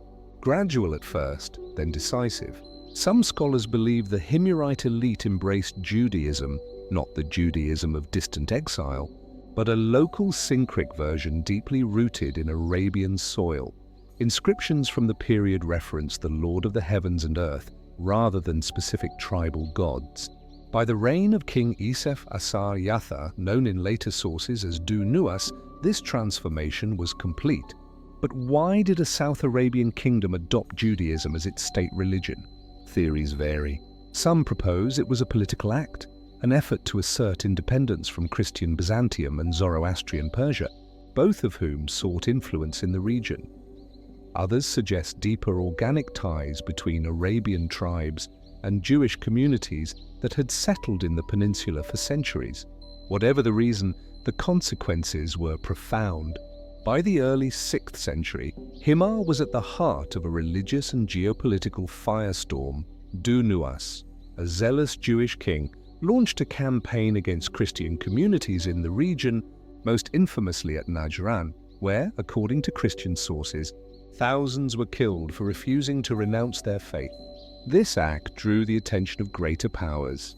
The Christian kingdom of Aksum, just across the sea in Ethiopia, invaded Himyar with support from the Byzantine Empire. Du Nuas was defeated. Himyar's Jewish monarchy was replaced by Christian rulers loyal to Aksum, and the kingdom's independence faded into history. But what truly happened in these final years? The sources are conflicting. Christian texts paint Du Nuas as a brutal persecutor. Some Islamic traditions remember him as a defiant figure resisting foreign domination. Jewish memory is quieter, more ambiguous. Archaeology confirms that something dramatic occurred. Burned layers, sudden shifts in material culture, the abrupt end of royal inscriptions, and then silence. The Himyarites disappear from history. Their cities fall to ruin. Their language is lost. Their religion, whatever form it had taken, is erased. But even in the absence, the questions persist. Why did a thriving kingdom with advanced infrastructure and regional influence collapse so quickly? Was its fall the result of religious zeal or imperial geopolitics? Did Du Nu act out of conviction or desperation? And how deep did monotheism truly run among the Himyarite people?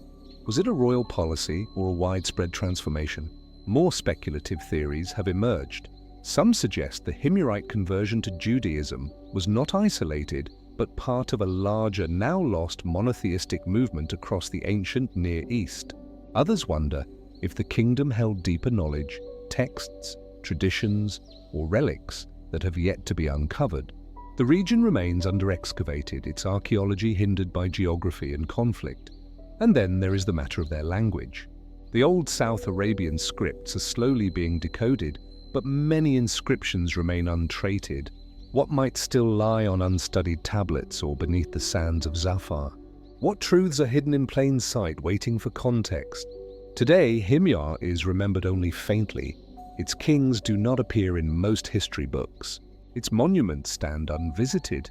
And yet in the stone walls of ancient Zafar, in the weathered inscriptions clinging to remote cliffs, there is a presence, faint but persistent. A kingdom that rose in isolation, thrived in complexity, and vanished in mystery, and so we are left to ask what was lost when Himyar fell, and what fragments of its story still lie hidden in the hills of southern Arabia, waiting for the right moment to speak. And as the winds of southern Arabia whisper through the ruins of Himyar, faint echoes of kings and creeds lost to time, we turn now to the heart of the Mediterranean, to gentle hills and golden fields of central Italy, where beneath vineyards and olive groves lie the tombs of a forgotten people. Their cities were older than Rome. Their language still resists full translation. Their art, their rituals, their identity shrouded in half-light. These were the Etruscans forgotten. Architects of the Italian soul. In the soft, rolling countryside of Tuscany, ancient doorways open into the earth, cut into rock, sealed for centuries. They lead into tombs unlike any others in the ancient world. Inside, the walls bloom with vibrant color. Scenes of dancing, feasting, music, and myth. Men and women recline together in painted banquets, their eyes large, their expressions serene. It is a world that feels intimate, refined, and hauntingly alien. These tombs are among the most vivid legacies of the Etruscans, a people who thrived in central Italy from roughly 900 BCE to 100 BCE. They built cities, developed writing, engineered roads and aqueducts, and held a deep reverence for the afterlife. Yet, despite their sophistication and regional power, the Etruscans remain one of the great enigmas of antiquity. Who were they? Where did they come from? And why did they vanish so completely? Classical authors offered their own theories. Herodotus claimed the Etruscans were migrants from Lydia, a distant land in Anatolia driven westward by famine. Dionysius of Halicarnassus, on the other hand, argued they were native to Italy, an indigenous culture with deep prehistoric roots. Modern archaeology and genetics have yet to offer a definitive answer. Some evidence supports continuity with earlier Villanovan peoples. Other findings hint at Eastern connections, shared motifs, burial customs, linguistic parallels, but nothing conclusive. Their language is perhaps the greatest puzzle. Etruscan writing appears on thousands of inscriptions, on tombs, mirrors, pottery, and bronze tablets. The alphabet is adapted from early Greek, and many words can be phonetically sounded out. But beyond a handful of known terms, names, dates, ritual phrases, the language remains largely undeciphered. It is not Indo-European like Latin or Greek. It stands apart, isolated, a language without family, a voice from the past, heard but not understood. And yet their influence was enormous. Before Rome was Rome, Etruscan kings ruled the hills of Latium. The Romans borrowed heavily from Etruscan culture, religious rituals, architectural forms, even the tradition of gladiatorial combat. The fascist symbol of Roman power was Etruscan in origin. So was the practice of reading omens from animals. Etruscan engineers taught the early Romans how to drain marshes, build stone arches, and organize cities. But despite this legacy, the Etruscans themselves left behind no epic histories, no grand temples of marble, no detailed account of their origins or worldview. What we know through fragments, through the lenses of their conquerors, or through the silent testimony of their tombs. The Etruscans were a deeply religious people. Their cosmology divided the sky into sections, each ruled by a specific deity. Lightning was not just weather, it was a message. Their priests, known as hero spaces, specialized in reading divine will from signs in nature. Ritual and divination were embedded in public life. Death, too, was not an end, but a continuation. Their tombs are not dark places of mourning, but vivid reconstructions of the world above. Some resemble domestic interiors, beds, chairs, painted doorways designed to make the soul feel at home. Others are grand and solemn, carved deep into stone with monumental sarcophagi bearing sculpted likenesses of the dead. But even here, questions arise. Why did this civilization, so advanced and artistically expressive, never unify into a single empire? The Etruscan world was divided into city-states. Tyrrhenia, Veii, Cusium, Cerveteri, linked by trade and culture, but often politically fragmented. Was it this lack of unity that left them vulnerable to Rome's rise? Or was there more at play?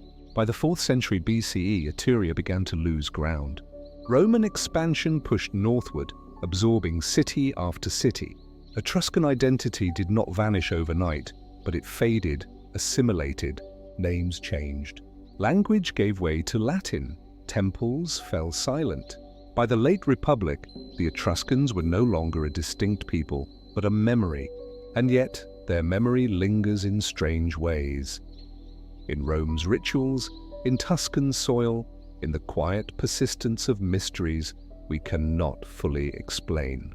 Some scholars have noted the uniqueness of Etruscan gender roles.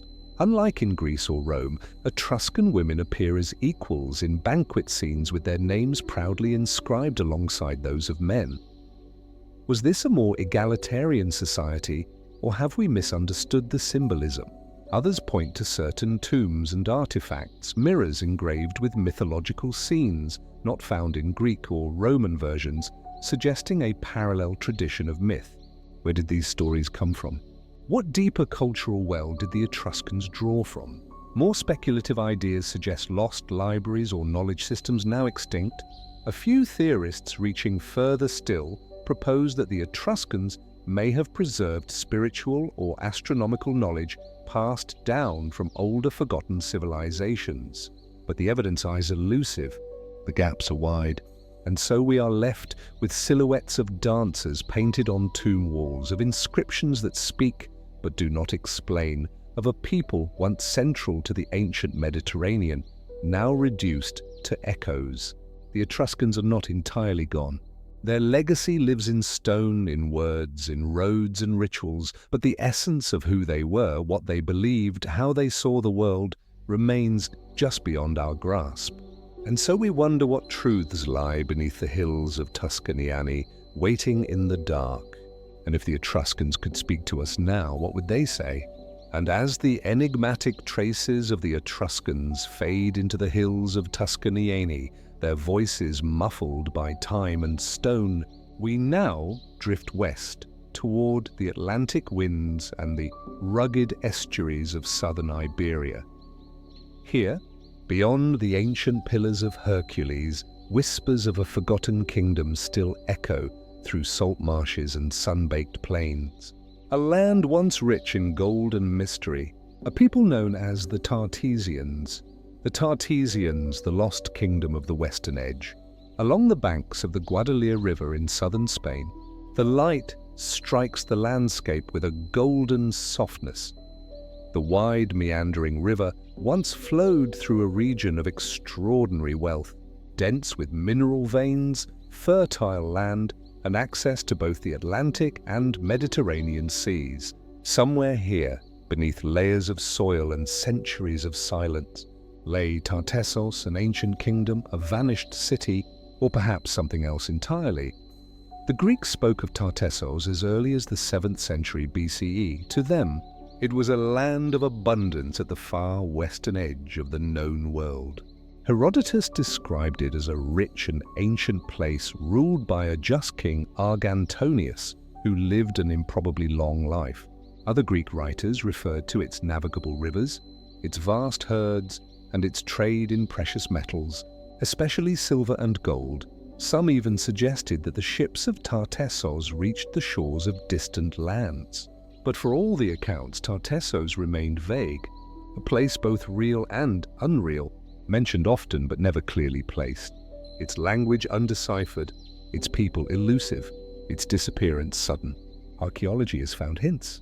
Settlements near Seville and Cadiz, sites rich in bronze and luxury goods bearing signs of contact with Phoenicians from the eastern Mediterranean. Intricately worked gold and silver artifacts buried in hoards or hidden in tombs testify to a civilization of remarkable craftsmanship and wealth. The treasure of El Caramolo, discovered near Seville in 1958, is one of the most striking finds. Pieces of exquisite gold jewelry adorned with geometric motifs and patterns. Were they ceremonial ornaments of Tartessian elites, religious offerings, or perhaps diplomatic gifts from a culture that straddled the boundary between Iberian roots and Phoenician influence? And yet, the Tartessians themselves left no great monuments, no enduring written record. Their script, found in inscriptions scattered across southwestern Iberia, remains only partially understood. An alphabet that seems to blend local Iberian elements with Eastern Mediterranean ones. But the meaning of the texts remains locked. Who are these people who flourished for centuries, then disappeared? Most historians agree that Tartessus reached its zenith between the 9th and 6th centuries BCE, when its control over the region's mineral wealth made it a key player in Mediterranean trade. Phoenician merchants from Tyre and Sidon sailed west to extract silver from the mountains of Iberia, bringing with them their gods, their writing, and their techniques. For a time, Tartessos may have been a hybrid civilization, indigenous Iberian in origin, but profoundly shaped by contact with the East. Some scholars suggest its religious practices were influenced by Phoenician deities like Baal and Ata. Others point to its artistic styles and burial customs as evidence of cultural fusion. But then sometime around 500 BC, Tartessos vanishes from the record. The Greek texts go silent. The settlements are abandoned. The name disappears. What happened? One theory holds that the Carthaginians, heirs to the Phoenician legacy, destroyed Tartessos to eliminate a rival. With their growing maritime dominance, they may have suppressed competing powers along the Iberian coast. Another possibility is environmental changing river patterns or a catastrophic flood disrupting trade and agriculture. Some suggest internal decline, social unrest, or the collapse of trade networks that had sustained the kingdom's elite. But none of these explanations is complete. No single event explains the sudden and thorough erasure of a once thriving culture. And this is where the mystery deepens. For centuries, Tartessos has been linked by scholars and dreamers alike to the legend of Atlantis. The Greek philosopher Plato, writing in the 4th century BCE, described Atlantis as a mighty kingdom beyond the pillars of Hercules destroyed in a single day and night. The parallels geography, sudden disappearance, wealth and isolation have fueled speculation. Could Tartessos have been a memory of a much older myth? Or did the legend of Atlantis draw from the fate of Tartessos itself? Mainstream historians remain cautious. The connections are tantalizing but unproven. Still, the enigma of Tartessos continues to draw attention, not because of what we know, but because of how much we don't. Excavations in the region continue to uncover new clues. Recent finds suggest more complex urban layouts, defensive walls, and even ritual structures. Some researchers believe that Tartessos may lie beneath the wetlands of Dinana National Park, its ruins hidden beneath layers of sediment and time. Ground-penetrating radar and satellite imaging have revealed anomalies, but no definitive city. And what of their beliefs, their myths, their view of the cosmos? Unlike the Greeks or Egyptians, the Tartessians left no enduring mythological texts. What they feared, what they worshipped, how they saw life and death. These remain questions unanswered. Their art speaks in silence. Their script just out of reach, their history a shadow cast across the western horizon of the ancient world. And so we are left to wonder, was Tartessos a kingdom, a culture, a crossroads of trade and faith? Or was it something more ephemeral, an idea, a memory, a forgotten mirror of a world long lost? And if it once stood where rivers now run and marshes bloom, how close are we to finding its voice again, buried beneath the reeds and salt?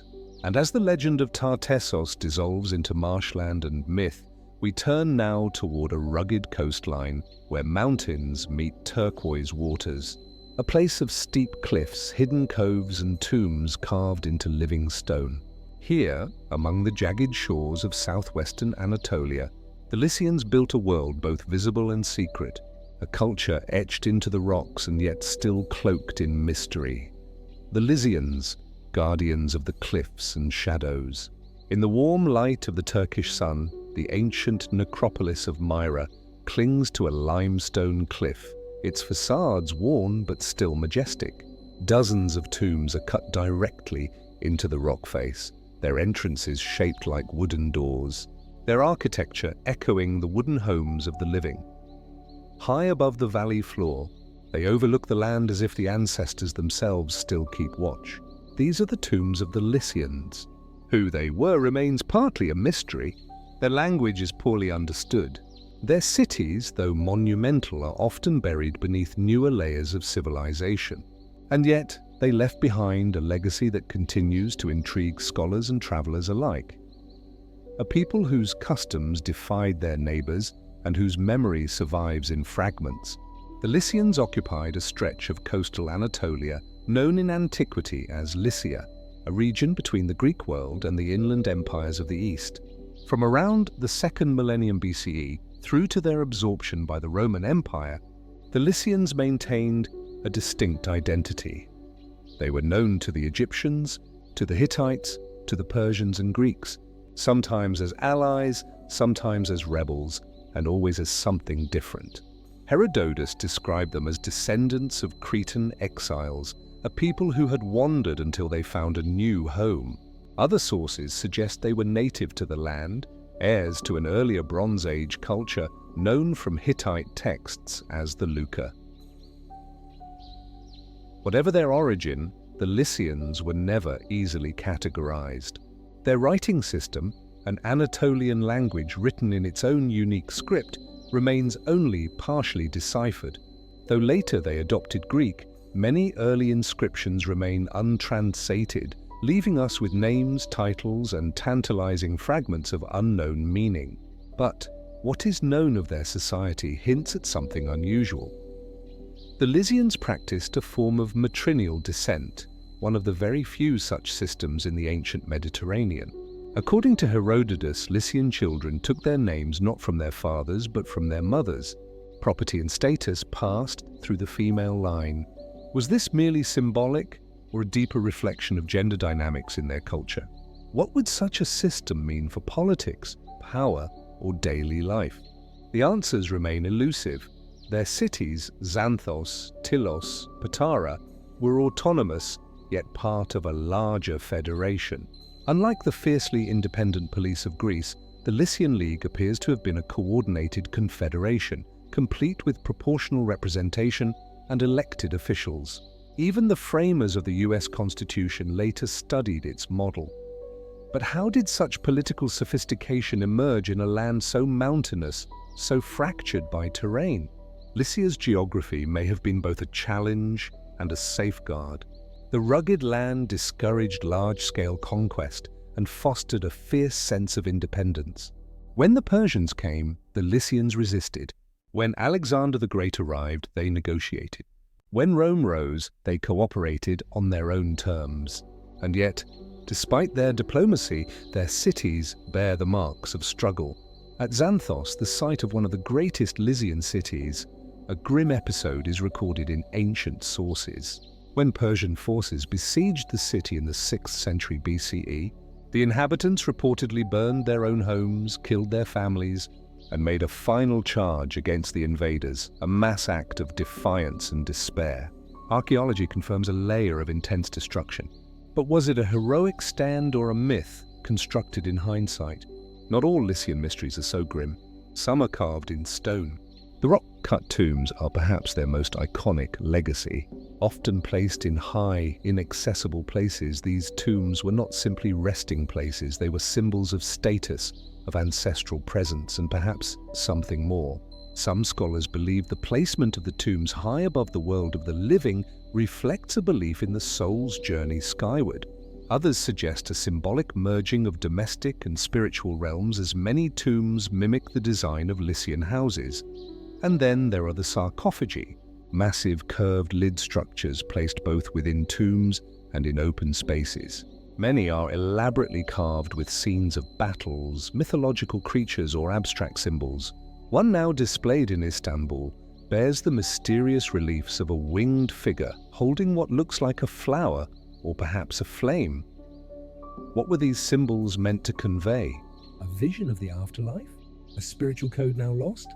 Some more speculative theories suggest the Lycians may have preserved elements of an even older spiritual tradition, one predating Greek or Anatolian pantheons.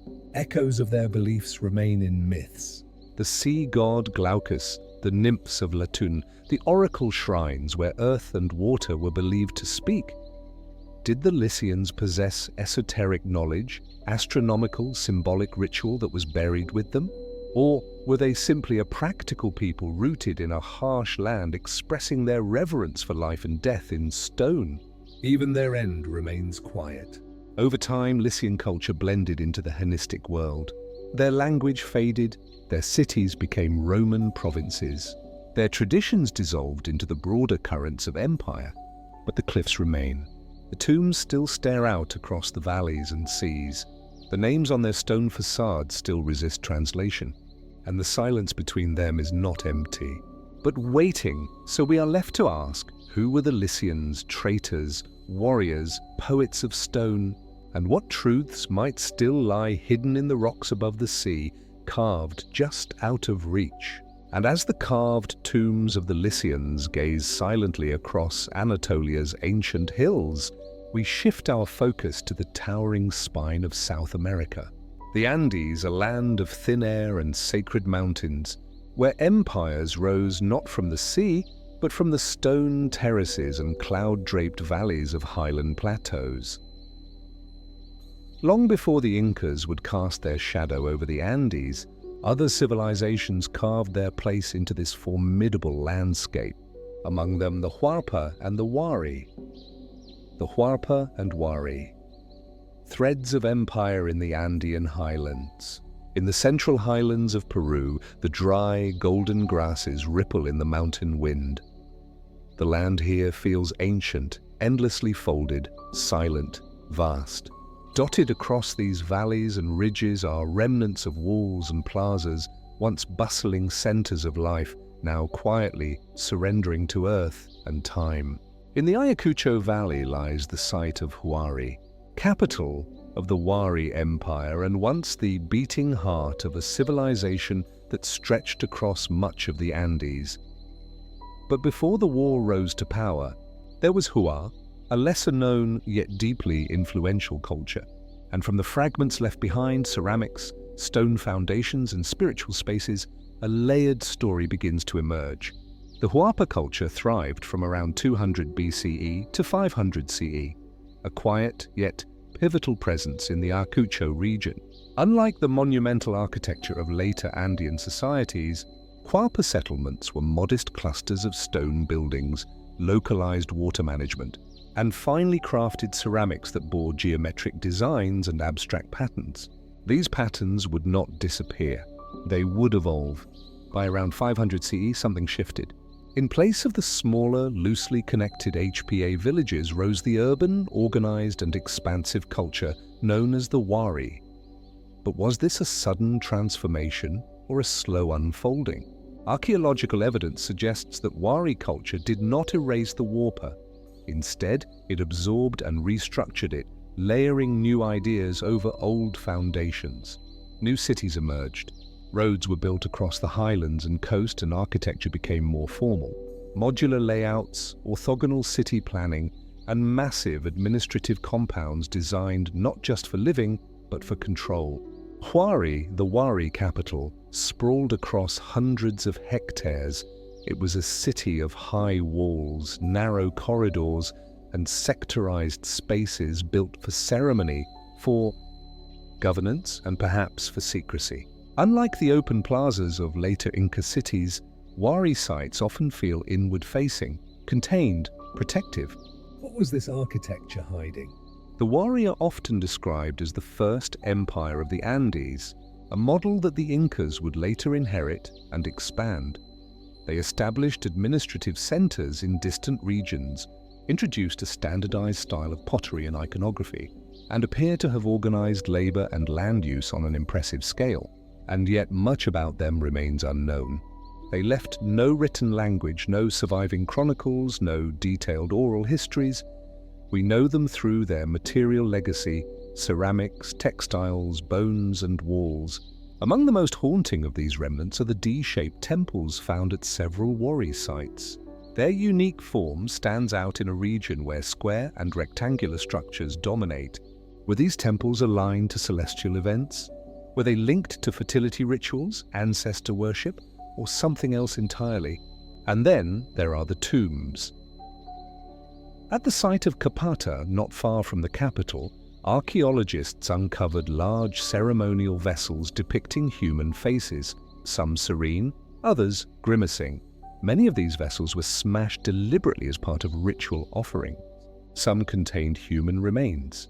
Was this a ceremonial act of reverence, a way to release the spirit from the vessel, or something darker?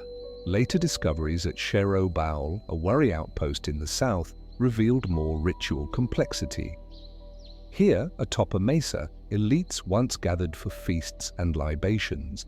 Entire breweries, massive facilities used to produce chicha, a fermented corn beer, suggest that Wari rituals were social, political, and deeply symbolic. But how centralized was their power? Was war rule imperial in the strict sense, or a network of alliances held together by culture, religion, and exchange?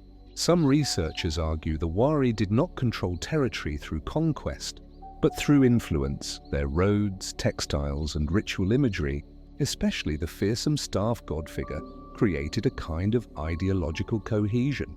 Others suggest they imposed rule more directly with fortified sites and administrative governors. Either way, by the 10th century CE, the war world began to fracture. Cities were abandoned. Regional centers lost prominence. The reasons are unclear. Environmental stress, such as drought, may have played a role. Social unrest, overextension, or shifting belief systems could also have contributed. And then, as with many ancient civilizations, they faded. But what of the transformation from HPA to Wari?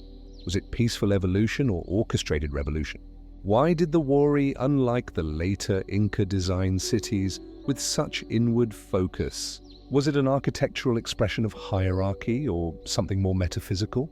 Some more speculative theories suggest the Wari maintained esoteric traditions now lost to us. Ritual knowledge encoded in textile patterns or temple geometry. The repetition of certain symbols across vast distances hints at shared cosmologies, but without texts, their meaning remains locked. Still others wonder if the Wari deliberately erased earlier beliefs as they rose, absorbing customs while concealing or transforming their spiritual core. Today, the highlands are quiet again. The roads have crumbled, the temples stand open to the wind, yet pottery shards still surface in the soil. Walls still trace their strange, precise angles, and in the silence between Harper and Wari, a question lingers. What if we are not seeing the remnants of two cultures, but of a single continuous thread woven through ritual, migration, and time? And what forgotten knowledge, what ancient understanding of space, spirit, and society might still lie buried beneath the highland stones, waiting for us to remember? And as the silent stones of the Andean highlands whisper the layered legacy of Wari, we journey now to another kind of silence. One not high in the clouds, but deep in the sands, in a region where the desert seems eternal and lifeless. Far from the Nile's green banks, an ancient mystery waits. Buried beneath dust and time, in a place once watered by rains long gone, the stones of Nabtapla rise like the bones of a forgotten age. Nabtaplia, stone circles beneath the Sahara. Sky. At first glance, it looks like nothing. A barren basin in southern Egypt, near the Sudan border. The sand stretches endlessly in every direction, broken only by flat rocks and wind-shaped dunes. There is no river here, no fertile valley, no great pyramid or towering monument. But then the eye adjusts. Scattered across this desolate plain are stones upright, deliberate, placed circles, lines, standing monoliths. No taller than a man, at their center, a cluster of stones aligned in ways that hint at something deeper, something purposeful. This is Napa Playa, and it may be one of the oldest known ceremonial sites in the world. Long before dynasties rose along the Nile, before hieroglyphs carved the stories of kings and gods, this desert basin held seasonal lakes and supported a small but sophisticated pastoralist community. Between 7,000 and 6,000 years ago, at a time when the Sahara was not the wasteland it is today, people gathered here. They built hearths, dug wells, grazed cattle, and perhaps most intriguingly, they raised stones toward the sky. What did they see? The central feature of Nabtapla is a stone circle, roughly 3 meters across, with narrow slabs standing upright in the middle. Some researchers believe this arrangement may represent one of the world's earliest known astronomical observatories. The alignment of certain stones appears to correspond with the rising of the summer solstice sun and the positions of certain stars, including Orion's belt. If true, this would suggest that the people of Nabtapla were not only observing the heavens, they were organizing their lives, rituals, and perhaps even their cosmology around them. But how did such an early society lacking written language or advanced tools achieve this precision? What knowledge did they possess, and where did it come from? Mainstream archaeologists see Nabtapla as a vital precursor to ancient Egyptian civilization. The cattle cults, the solar alignments, the ceremonial spaces, all of them echo later practices along the Nile. Some have even suggested that the religious and symbolic frameworks of Egypt may have roots here in the forgotten heart of the Sahara. Others point to the symbolic burials found nearby, stone-covered tumuli containing cattle remains carefully placed in pits lined with clay. These were not ordinary food offerings or trash heaps. They were deliberate, ceremonial, and they may mark some of the earliest examples of ritual sacrifice in North Africa. But the mystery goes further. The people of Nabtapla did not leave behind temples or statues, no tombs or royal names. Their culture is known only through stones, bones, and the faint imprint of structures long erased by wind and time. Who were they? The ceramics found at the site suggest connections to both Nile Valley and sub-Saharan traditions. Their lifestyle was semi-nomadic, yet they returned to Nabtaplia seasonally for centuries, perhaps for rituals tied to water, the stars, or both. It was a place of gathering, of ceremony, perhaps pilgrimage. Then around 5,000 years ago, the climate shifted. The monsoons moved south. The lakes dried. The people left, and the desert claimed what remained. Today the site is remote, isolated, and exposed. The stones still stand, but their meaning remains elusive. Some scholars argue that the astronomical alignments are overstated, that they may be coincidental or less precise than claimed. Others insist the patterns are intentional, embedded with a knowledge system we barely understand. And then there are the more speculative ideas. Some have proposed that Nabapta represents a forgotten cradle of civilization older than Sumer or Egypt, that its builders were proto-scientists mapping the heavens with a clarity lost to modern memory. A few go further still, linking the site to ancient advanced knowledge or even lost civilizations of prehistory. But the evidence remains grounded. There are no hidden technologies, no lost continents, only stones. Still, they are stones that raise questions. Why did these people without metal tools or complex architecture invest such effort in arranging slabs and building ceremonial spaces? What were they observing? What did they believe? And how did their knowledge, if it was truly astronomical, come to be?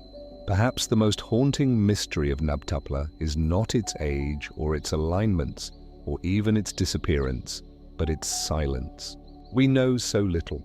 Their voices are gone, their language unrecorded, their symbols undecoded. Yet something compelled them to return, year after year, to this remote place, to face the horizon, to bury the sacred, to raise stones in alignment with the stars. And so we are left to ask, what truths did the people of Nabtaplia find in the desert sky? And what more might be buried beneath the shifting sands, waiting to tell a story as old as time itself? And as the wind drifts across the empty basin of Nabtapla, stirring the sand that once mapped stars and guided sacred rituals, we move now across oceans and centuries back to South America.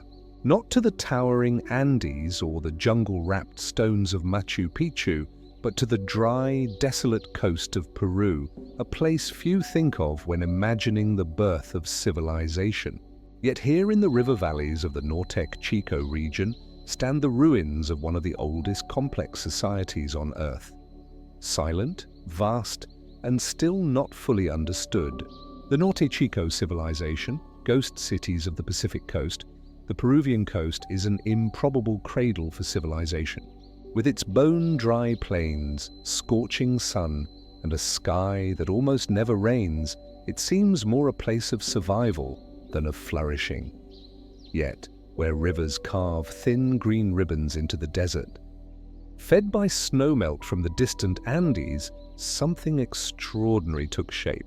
Scattered along the Sup, Patila, and Fortaleza river valleys are the remnants of ancient urban centers. Flat-topped pyramids made of stone and earth, plazas sunken into the ground, broad avenues and monumental staircases. These are the echoes of the Norte Chico civilization, also known as Caral Sup, named after the most famous of its cities, Carol, and they are old, very old. Radiocarbon dating places Caral as early as 2600 BCE, contemporary with the Old Kingdom of Egypt, predating the Olmec by 2 millennia, and older than the Minoans, the Mycenaeans, and even the rise of Sumerian city-states. Yet the cities of Norte Chico lacked the traditional signatures of early empires. No pottery, no written language, no evidence of warfare. And yet here was complexity, organized labor, monumental architecture, social stratification, and centralized planning. What kind of civilization leaves such a deep footprint without the tools we usually associate with development? The site of Caral itself spans over 60 hectares. At its heart stands a massive stepped pyramid more than 90 f tall, constructed from stone and filled with smaller rooms and chambers. Around it, residential platforms and ceremonial spaces form a carefully arranged cityscape. Bones of anchovy and sardine litter the mittens alongside cotton fibers and domesticated plant remains, squash, beans, guava. A dual economy of the sea and the land harmonized in a way rarely seen. But who built Caral and why here? Mainstream theories suggest that the predictable abundance of fish along the Peruvian coast combined with the reliable floodwaters of the Andean rivers provided the surplus needed to support a sedentary hierarchical society. Coconut, grown inland, was used to make fishing nets, creating a cycle of mutual dependency between highland and coastal zones. This complex trade system may have encouraged cooperation or enforced control. Yet, unlike other early civilizations, there is little evidence of conflict, no fortifications, no weapons, no mass graves from battle. How did such a society maintain order? Some researchers suggest religion played a central role. Fluts made from condor and pelican bones have been found in ceremonial spaces. Burnt offerings of plants and small animals suggest rituals. Geoglyphs etched into the earth, a precursor to the more famous Nazca lines, hint at sacred processions or symbolic landscapes.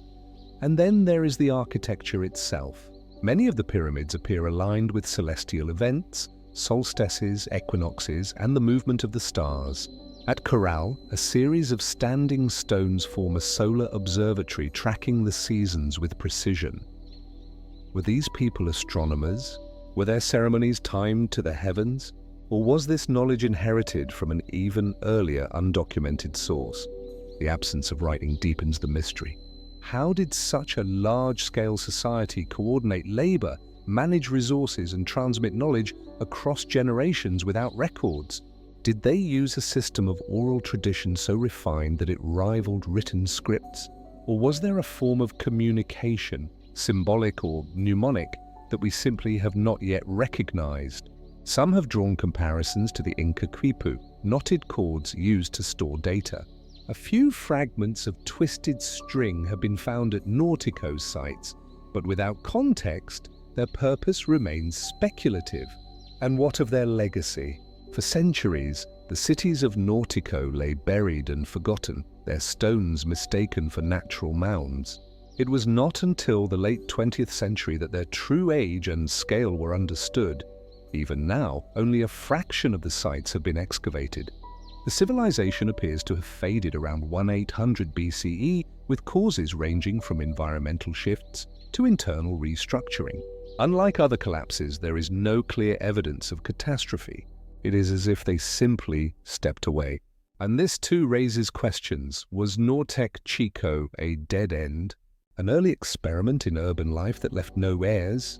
Or was it the foundation for later Peruvian civilizations, Chavain, Mocche, Nazca, Wari, whose symbols, structures, and beliefs may echo these ancient builders?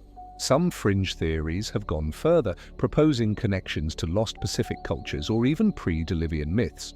They cite the isolation of Norte Chico its advanced social organization, and its enigmatic architecture as signs of knowledge forgotten rather than discovered. But evidence remains elusive, and in the absence of writing, the stones must speak for themselves. Still, what they whisper is compelling.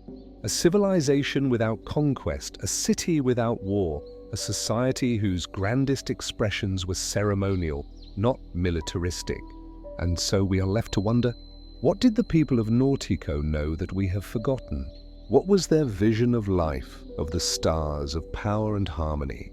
And how much more of their story still lies beneath the sands and valleys of Peru, waiting for time to give it voice once more? And as the ghostly cities of Nortec Chico retreat into the desert's hush, their vanished streets swallowed by time and dust, we sail now to another kind of disappearance. One not of a single people or place, but of many. Across the ancient Mediterranean, from the shores of Anatolia to the deltas of Egypt, something violent and sudden swept through the Bronze Age world. Temples burned, cities fell, kingdoms vanished, and at the heart of it all, shadows from the sea. The sea peoples, raiders of the Bronze Age twilight. In the fading light of history, etched into crumbling temple walls at Medinet Habu, a pharaoh stands defiant. Ramses III, sword raised, confronts a wave of enemies not seen before. They arrive not on chariots but by ship. Their hairstyles are unfamiliar, plumed, elaborate, their shields round, their origins unnamed. The hieroglyphs speak of chaos, of war, of foreigners from the sea. We call them the Sea Peoples. They appear in the records of Egypt, Ugarit, Hattusa, and other late Bronze Age powers. Always as outsiders, as destroyers, and always just at the moment when the great powers of the time began to collapse. But who were they? That is the enduring question. Because while their impact is visible, their identity remains cloaked in mystery. Between 1200 and 1150 BCE, a storm of destruction swept the eastern Mediterranean. Mayan palaces were reduced to ash. The Hittite Empire fractured and disappeared. Coastal cities from Canaan to Cyprus were burned and abandoned. Even Egypt under Ramses III barely held its borders. Trade routes broke down. Writing systems were lost. It was, as some historians describe it, the world's first recorded dark age. In the midst of this collapse, the Sea Peoples emerged, mentioned in Egyptian inscriptions with names like Sharan, Sheerles, Luca, Peliset, and Denian. Some of these names resemble known ethnic groups. Others are wholly unfamiliar. The Egyptians describe how these groups arrived not as raiders, but as migrating families, men, women, and children, bringing ox carts and livestock. This was not simply invasion.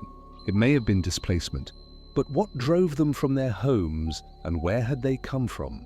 Mainstream theories suggest a complex convergence of factors. Climate change may have caused drought and famine in parts of the Aegean and eastern Mediterranean. Earthquakes known to have rocked the region during this time could have weakened cities just as these groups were on the move. Economic instability caused by dependence on long distance trade may have tipped fragile systems into collapse. Into this vacuum stepped the Sea Peoples, opportunists, refugees, warriors. Some scholars argue they were the very product of the collapse, a result, not a cause, that their migrations were responses to famine, conflict, or systemic failure. Others believe they were mercenaries once hired by crumbling empires who turned on their masters as stability failed. And then there are the more speculative theories. Some link the Sea Peoples to the fabled city of Troy, suggesting that survivors of the Trojan War, if it indeed occurred, became wandering warriors seeking new lands. Others draw connections to the Philistines, a group mentioned in the Hebrew Bible, who settled in Canaan and are thought by some to be descendants of the Peliset, one of the Sea Peoples named in Egyptian records. A few researchers have even proposed a Western origin, pointing to similarities in weaponry, armor, and ship design between the Sea Peoples and groups from Italy, Sardinia, and the Western Mediterranean. Could this have been a pan-Mediterranean migration, a domino effect of collapse spreading outward? Still, no single explanation answers all the questions. No homeland has been definitively identified. No texts from the Sea Peoples themselves have been found. No burial grounds, no settlements clearly attributed to them before their arrival on the historical stage. They remain maddeningly a presence defined by the destruction they left in their wake. And yet they did not simply vanish. In some places, they became part of the new cultural landscape. The Peliset may have become the Philistines. The Sherden and Sheelis may have settled in coastal regions and intermarried with local populations. New societies emerged from the ashes of the old, less centralized, more localized, but carrying echoes of what came before. Were the Sea Peoples a cause of collapse or a symptom? Did they bring ruin to the Bronze Age world, or simply fill the void left by internal decline? Archaeology continues to search for answers. Shipwrecks off the coast of Turkey, hordes of weapons in the Levant, and collapsed walls in ancient cities all speak to a time of profound upheaval. But the Sea Peoples themselves remain like smoke, visible but impossible to grasp. And perhaps that is the heart of the mystery. For the Sea Peoples are not just a historical riddle. They are a symbol of transformation, a force that swept away what was and left behind the raw material from which the Iron Age would rise. But who were they truly? A confederation of displaced peoples? A coalition of rebels and warriors? A lost tribe now absorbed into the shadows of later cultures? Their ships have long since disappeared beneath the waves. Their names survive only in fragments. Their trail is one of fire and silence. And so we are left to ask, did the Sea Peoples carry with them forgotten knowledge, forgotten grievances, or simply the will to survive in a world already collapsing? And if they were not the end of an age but its reckoning, what truths might still be hidden beneath the ash and sand of the Bronze Age world? And as the last echoes of the sea, peoples vanish into the crashing surf of ancient shores, we shift now from the coasts of the Mediterranean to its most unforgiving interior. Beyond the reach of the empires they once threatened, far into the sunburned silence of the Sahara, another forgotten people carved a civilization into the dunes, not on the banks of a river nor along a fertile coast, but deep in the desert's heart. These were the Garamantes. The Garamantes, lords of the Sahara's hidden kingdom. In the vast emptiness of the Pheasant region of southwestern Libya, where golden dunes roll endlessly across the horizon and the sun pounds the sand into silence, lie ruins not easily seen. Crumbling stone walls, faint traces of dwellings, burial mounds, remnants of a city where no city should be. This is Jerma, once the capital of the Gamontian kingdom. Its stones rise from a place where life seems impossible, where rainfall is virtually non-existent, where summer heat can melt the air, and where the land at first glance offers nothing but dust. But more than 2,000 years ago, the Gamontes made it bloom. Roman sources mention them with a mixture of awe and disdain. To some, they were mysterious desert nomads, elusive and wild. To others, they were a threat, raiders mounted on swift chariots drawn by horses, vanishing into the sands before they could be caught. But Roman writers may have underestimated them. Modern archaeology tells a different story. Beneath the desert floor, in what appears to be barren land, lies a vast network of tunnels, fogaras, ancient underground channels that tapped into fossil aquifers deep beneath the Saharan sand. These channels, dug by hand, stretched for kilometers, gently sloping to bring water to the surface without evaporation. With this hidden water, the Garamantes created oases, palm groves, gardens, fields of barley and wheat. In an environment where survival alone would seem miraculous, they built a thriving urban society complete with towns, cemeteries, trade networks, and social stratification. Some scholars estimate that the Gamontes sustained a population of tens of thousands across their territory. But who were they? Their origins are difficult to trace. Some theories suggest that they were descended from earlier Saharan populations that flourished before the desert hardened. Others believe they were a blend of Berber and sub-Saharan African peoples, forming a unique desert culture shaped by necessity and innovation. The Garamantes left behind little writing. Their own language has not survived, and they did not build monumental temples or carve grand inscriptions. Much of what we know comes from archaeology, grave goods, ceramics, wall foundations, and the remains of their underground irrigation systems. Still, what they accomplished is striking. They traded across long distance routes, exchanging salt, slaves, and gold from sub-Saharan Africa for Roman glass, wine and ceramics. Their settlements, spaced like pearls along the desert, served as crucial links between the Mediterranean world and the lands beyond the Sahel. They had social classes. They farmed. They even built multi-story buildings from stone and mud brick. And yet they remained largely invisible to history until the late 20th century, when aerial photography and satellite imagery revealed the scale of their ancient water systems and settlements. What had once seemed like random patches of rubble became legible as a civilization. But with that discovery came questions. How did the Garamantes develop such advanced hydraulic engineering in isolation? Did they receive knowledge from Egypt, Carthage, or Rome?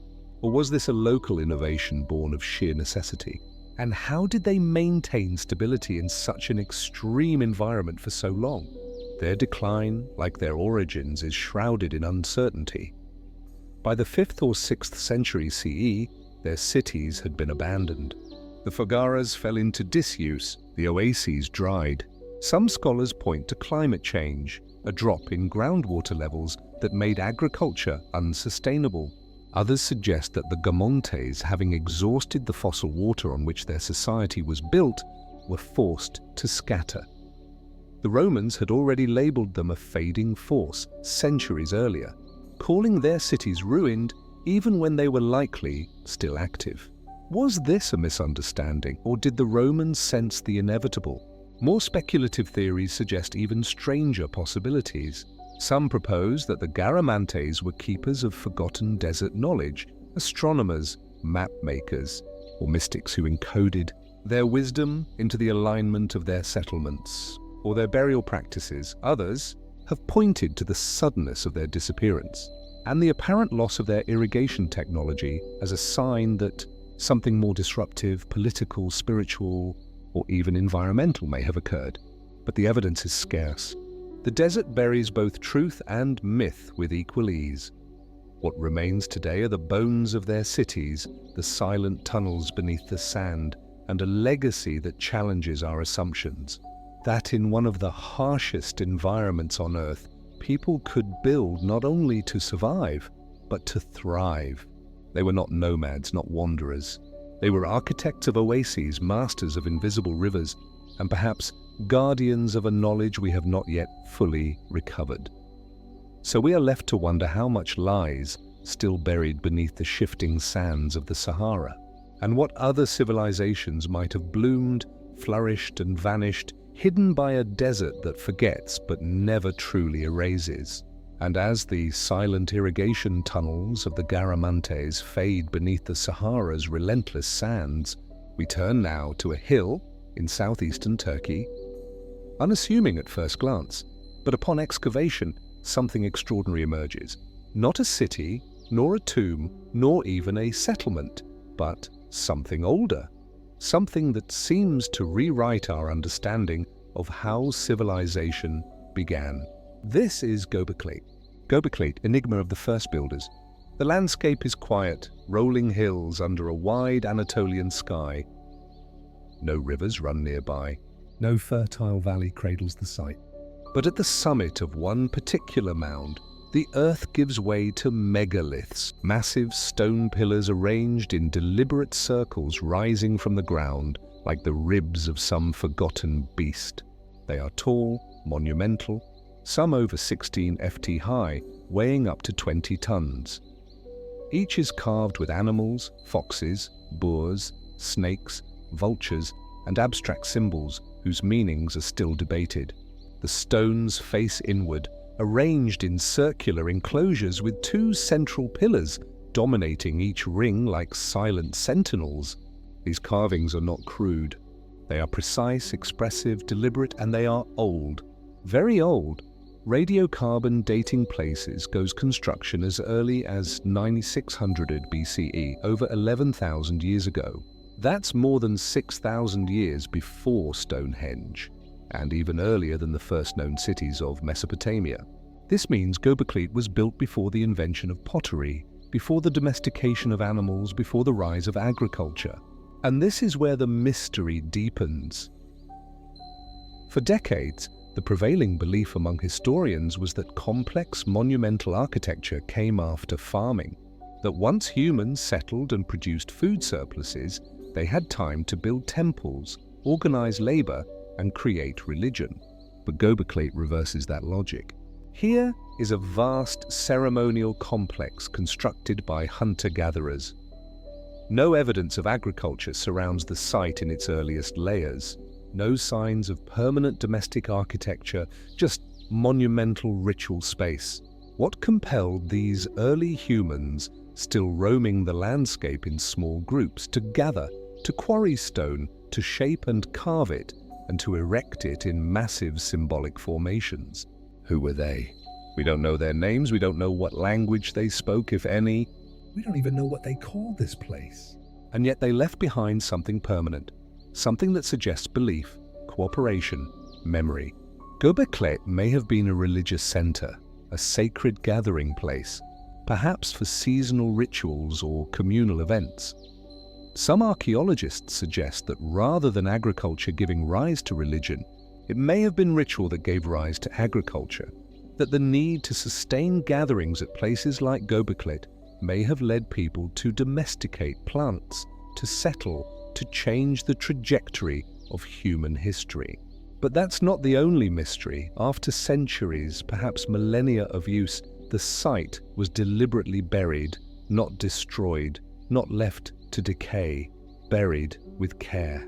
Each enclosure was filled with earth and stone rubble as though those who built it, or their descendants, wanted to preserve it, protect it, hide it. Why? Mainstream explanations range from shifts in belief systems to environmental changes or the emergence of new centers elsewhere, but the intent behind the burial remains one of Göbekli's most compelling riddles. The deeper excavations go, the more enclosures are found, each older than the last, and beneath them, who knows? Even now, only a fraction of the site has been uncovered. Ground-penetrating radar suggests many more circles lie beneath the soil, and with every layer, we move further back into a time when written language didn't yet exist, when memory and meaning were carved into stone because there was no other way to record it. But what was recorded? Some researchers see the carved animals as spiritual symbols, tomic guardians, or representations of cosmological beliefs. Others believe they might represent constellations, an ancient star map encoded in stone. The twin central pillars of each circle could symbolize deities, ancestors, or mythical beings now lost to time. More speculative theories abound. Some suggest lost civilizations now vanished from the archaeological record. Others see in Göbekli echoes of the antediluvian world described in ancient myths, a sacred place built by survivors of some forgotten cataclysm. Still others wonder if the builders possessed knowledge of astronomy, geometry, or symbolism that we've only recently begun to recover. But amidst the theories, what remains is the stone, unflinching, silent, real. Göbekli is not a myth. It is not a legend. It is a fact in stone. A monument that should not exist in the age it was built, and yet does. And it challenges every assumption we have about the dawn of human civilization. Who carved these animals into limestone before they had domesticated cattle? What stories were told beneath these towering pillars long before the first cities rose? Why was this place built, and why was it buried? We may never know the full answer, But with every excavation, every unearthed carving, we come a step closer, not just to understanding Göbekli, but to understanding ourselves. And so we are left to wonder what forgotten truths lie buried in the Anatolian soil just beneath our feet. And if Göbekli is only the beginning, what else has time concealed waiting for us to ask the right questions? And as we leave the carved monoliths of Göbekli, buried beneath the Anatolian soil, still whispering of a time before time, we rise now into the thin, crystalline air of the Andean highlands. At an altitude where the sky seems closer than the earth and the breath of the land is sharp and rarefied, lie the silent remains of a city that defies explanation. A city older than the Inca, stranger than myth, and built with a precision that still stirs debate. This is Tiwanaku, the stone code of the high Andes. On the southern shore of Lake Titicaca, where the Andes roll into a vast wind-swept plateau, lies a place where time feels disjointed, where the bones of the past protrude from the earth in silent defiance of erosion and memory. Tiwanaku does not shout its presence like the massive pyramids of Egypt or the sprawling ruins of Rome. It waits. Scattered across this sacred plain are enormous stones, hewn, carved, and placed with a precision that feels almost alien. The stones are not merely big, they are massive, some weighing over 100 tons. They are andesite and sandstone, dragged here from quarries miles away across treacherous terrain. Some are so finely cut that a modern razor blade cannot slip between the seams. But there is no mortar, no inscriptions in any known writing system, no surviving texts. And yet the city speaks through geometry, through symmetry, through silence. The most iconic structure is the Apana Pyramid, a vast stepped mound once thought to be a natural hill, but now revealed as an intricately constructed platform complete with subterranean drainage systems and sacred chambers. Nearby lies the Colossasia, a walled temple whose massive vertical stones once framed rituals aligned to the solstices and equinoxes. But it is the Gate of the Sun that haunts the imagination. Carved from a single block of andesite, the gateway is adorned with an enigmatic figure known as the Weeping God or the Staff Deity, flanked by winged attendants, each bearing a staff or scepter. Their meaning unknown, their story forgotten. What does this iconography represent? A deity of time, a solar god, an ancestral founder. Scholars continue to debate the significance of the motifs. Some interpret the gate as a colundal system encoding solar cycles and agricultural rhythms into its reliefs. Others see in it a sacred narrative, a visual mythology passed down through generations in stone.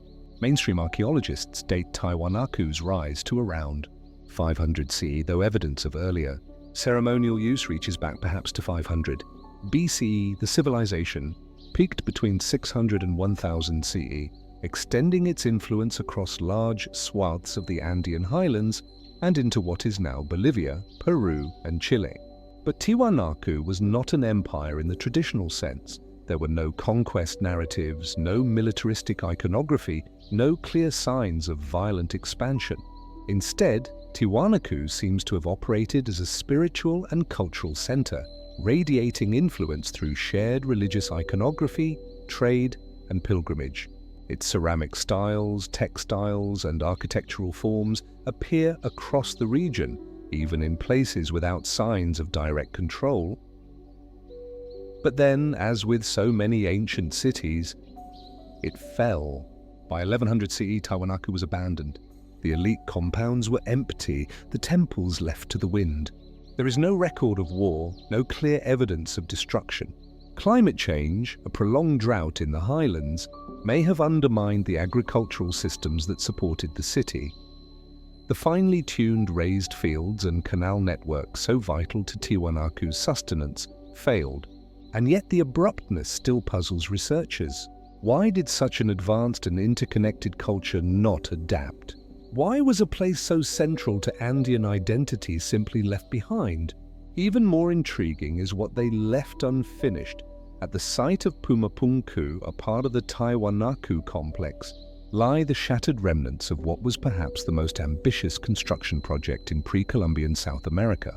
Immense stone blocks are strewn across the site, some intricately cut with perfect right angles and finely drilled holes, suggesting an astonishing level of stonework skill. Some have called it the Andean Stonehenge. Others say it feels like a stone puzzle. The piece is too advanced for their time. But how were these stones moved? How were they carved with such exactness without the use of iron tools or the wheel? Mainstream archaeology proposes the use of stone tools, patient labor, and clever engineering. Andesite, a hard volcanic rock, can be worked with hammerstones and sand. Over time, ramps, sledges, and rope systems could have helped move blocks from quarries to the site. But not everyone is convinced. The precision of the cuts, the seamless interlocking joints, the sheer scale. These features have inspired a wave of more speculative theories, some invoking forgotten technologies, others suggesting lost knowledge systems passed down from earlier unknown civilizations. Some even posit astronomical or mathematical codes hidden in the layout connecting Tiwanaku to solstices, lunar cycles, or constellations. Still others go further into the fringe, proposing links to vanished antediluvian cultures, extraterrestrial contact, or ancient survivors of global cataclysms. While these ideas often lack empirical support, their persistence reflects the feeling that Tiwanaku is a site that does not fully explain itself. It's not just what's there, it's what's missing. No written records, no libraries, no detailed tombs of kings or elaborate genealogies.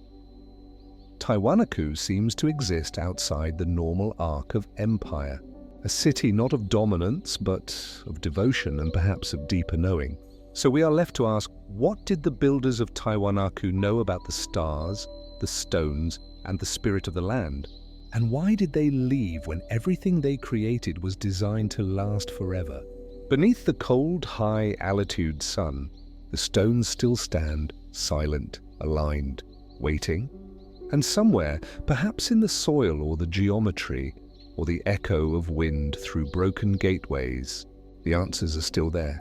And as the sacred stones of Tiwanaku continue their quiet vigil beneath the high Andean sky, we shift our gaze to the heart of Eurasia, a region less defined by monuments and more by movement. Here, across the shifting sands and snow-capped ranges of Central Asia, a people once thrived not by conquering, but by connecting. Their cities were crossroads, their language a passport, their influence subtle yet far-reaching. These were the Sagdians. The Sagdians, forgotten merchants of the Silk Road. In the shadow of the Zarafshan Mountains, beneath the ochre dust of present-day Uzbekistan and Tajikistan, lie the scattered remains of ancient cities Samarkand, Pyakant, Bukhara, stone foundations, collapsed walls, fading murals. To the casual observer, these ruins may seem ordinary, yet, in their time, they were the pulse points of one of history's most intricate networks. At the height of their influence between the 4th and 8th centuries CE, the Sagdians were not empire builders in the conventional sense. They did not erect pyramids, nor did they command vast armies. Instead, they became the invisible thread stitching together empires and continents. They were traders, diplomats, translators, storytellers. But who were they truly? The Sagdians were an Eastern Iranian people whose cities flourished along the central arteries of the Silk Road. There, language became the lingua franca of commerce across Central Asia. From the courts of the Tang dynasty in China to the markets of Persia and beyond, they carried silk, spices, gems, and glass, but also music, religion, and ideas. Sagdian merchants carved routes through deserts and across mountain passes, enduring bandits, blizzards, and imperial politics. In Chinese records, they were both admired and mistrusted, foreigners with uncanny charm and persuasive tongues. In some accounts, they are portrayed as entertainers and artists. In others, as clever negotiators and daring entrepreneurs. Their caravans reached Luoyang, Chong'anwang in the east, Byzantium, and the Levant in the west. And yet for all their mobility, their roots ran deep. In Pangjikent, once a thriving Sagdian city, archaeologists have uncovered homes with richly decorated walls. Fresco depict banquets, dances, and mythic tales drawn from Zoroastrian, Hindu, and even local Central Asian traditions. The scenes blend Iranian epic with Indian iconography, Chinese brushwork with Greco-Roman motifs. What kind of worldview created such a blend? Their religion too was fluid. Zoroastrianism dominated, but Buddhism, Manichaeism, Taurian Christianity and later Islam all found places in Sagdian society. They were cultural bridges in human form, absorbing and transmitting beliefs without erasing their own. But then, as with so many great cultural currents, they vanished. By the 10th century, the Sagdians as a distinct group began to dissolve into the broader Islamic world. Their language faded, their cities were absorbed or forgotten. Their names, once known in foreign courts, disappeared from record. Why? The Arab conquests of Central Asia in the 7th and 8th centuries reshaped the region. Islam became dominant, trade routes shifted. The Stean identity tied to a world of multiculturalism and religious pluralism began to erode. Yet their disappearance feels disproportionate to their influence. Unlike other vanished civilizations, the Sagdians did not collapse in war nor fall to natural disaster. They did not leave behind towering temples or massive tombs. Instead, they seem to have faded quietly, gently into the fabric of the societies they once helped connect. And this is where the mystery begins. Because despite their role in linking empires and shaping one of the most consequential trade networks in history, the Sagdians are largely absent from popular memory. Their story until recently was known only through fragments, scattered manuscripts, Chinese edicts, and the silent walls of abandoned cities. But the more we uncover, the more intriguing the picture becomes. One of the most significant discoveries was made in 1907. Deep within the caves of Dunhuang along the Silk Road, a trove of scrolls hidden for centuries included Sagdian texts, letters, contracts, and religious writings. They spoke of daily life and long journeys of merchants stranded and longing for home. Their handwriting was delicate, their voices clear. Why were these letters hidden? Were they preserved intentionally or forgotten in haste? Some suggest that the Sagdians were more than traders, that they functioned as unofficial diplomats and intelligence agents, navigating the volatile politics of empires through soft power.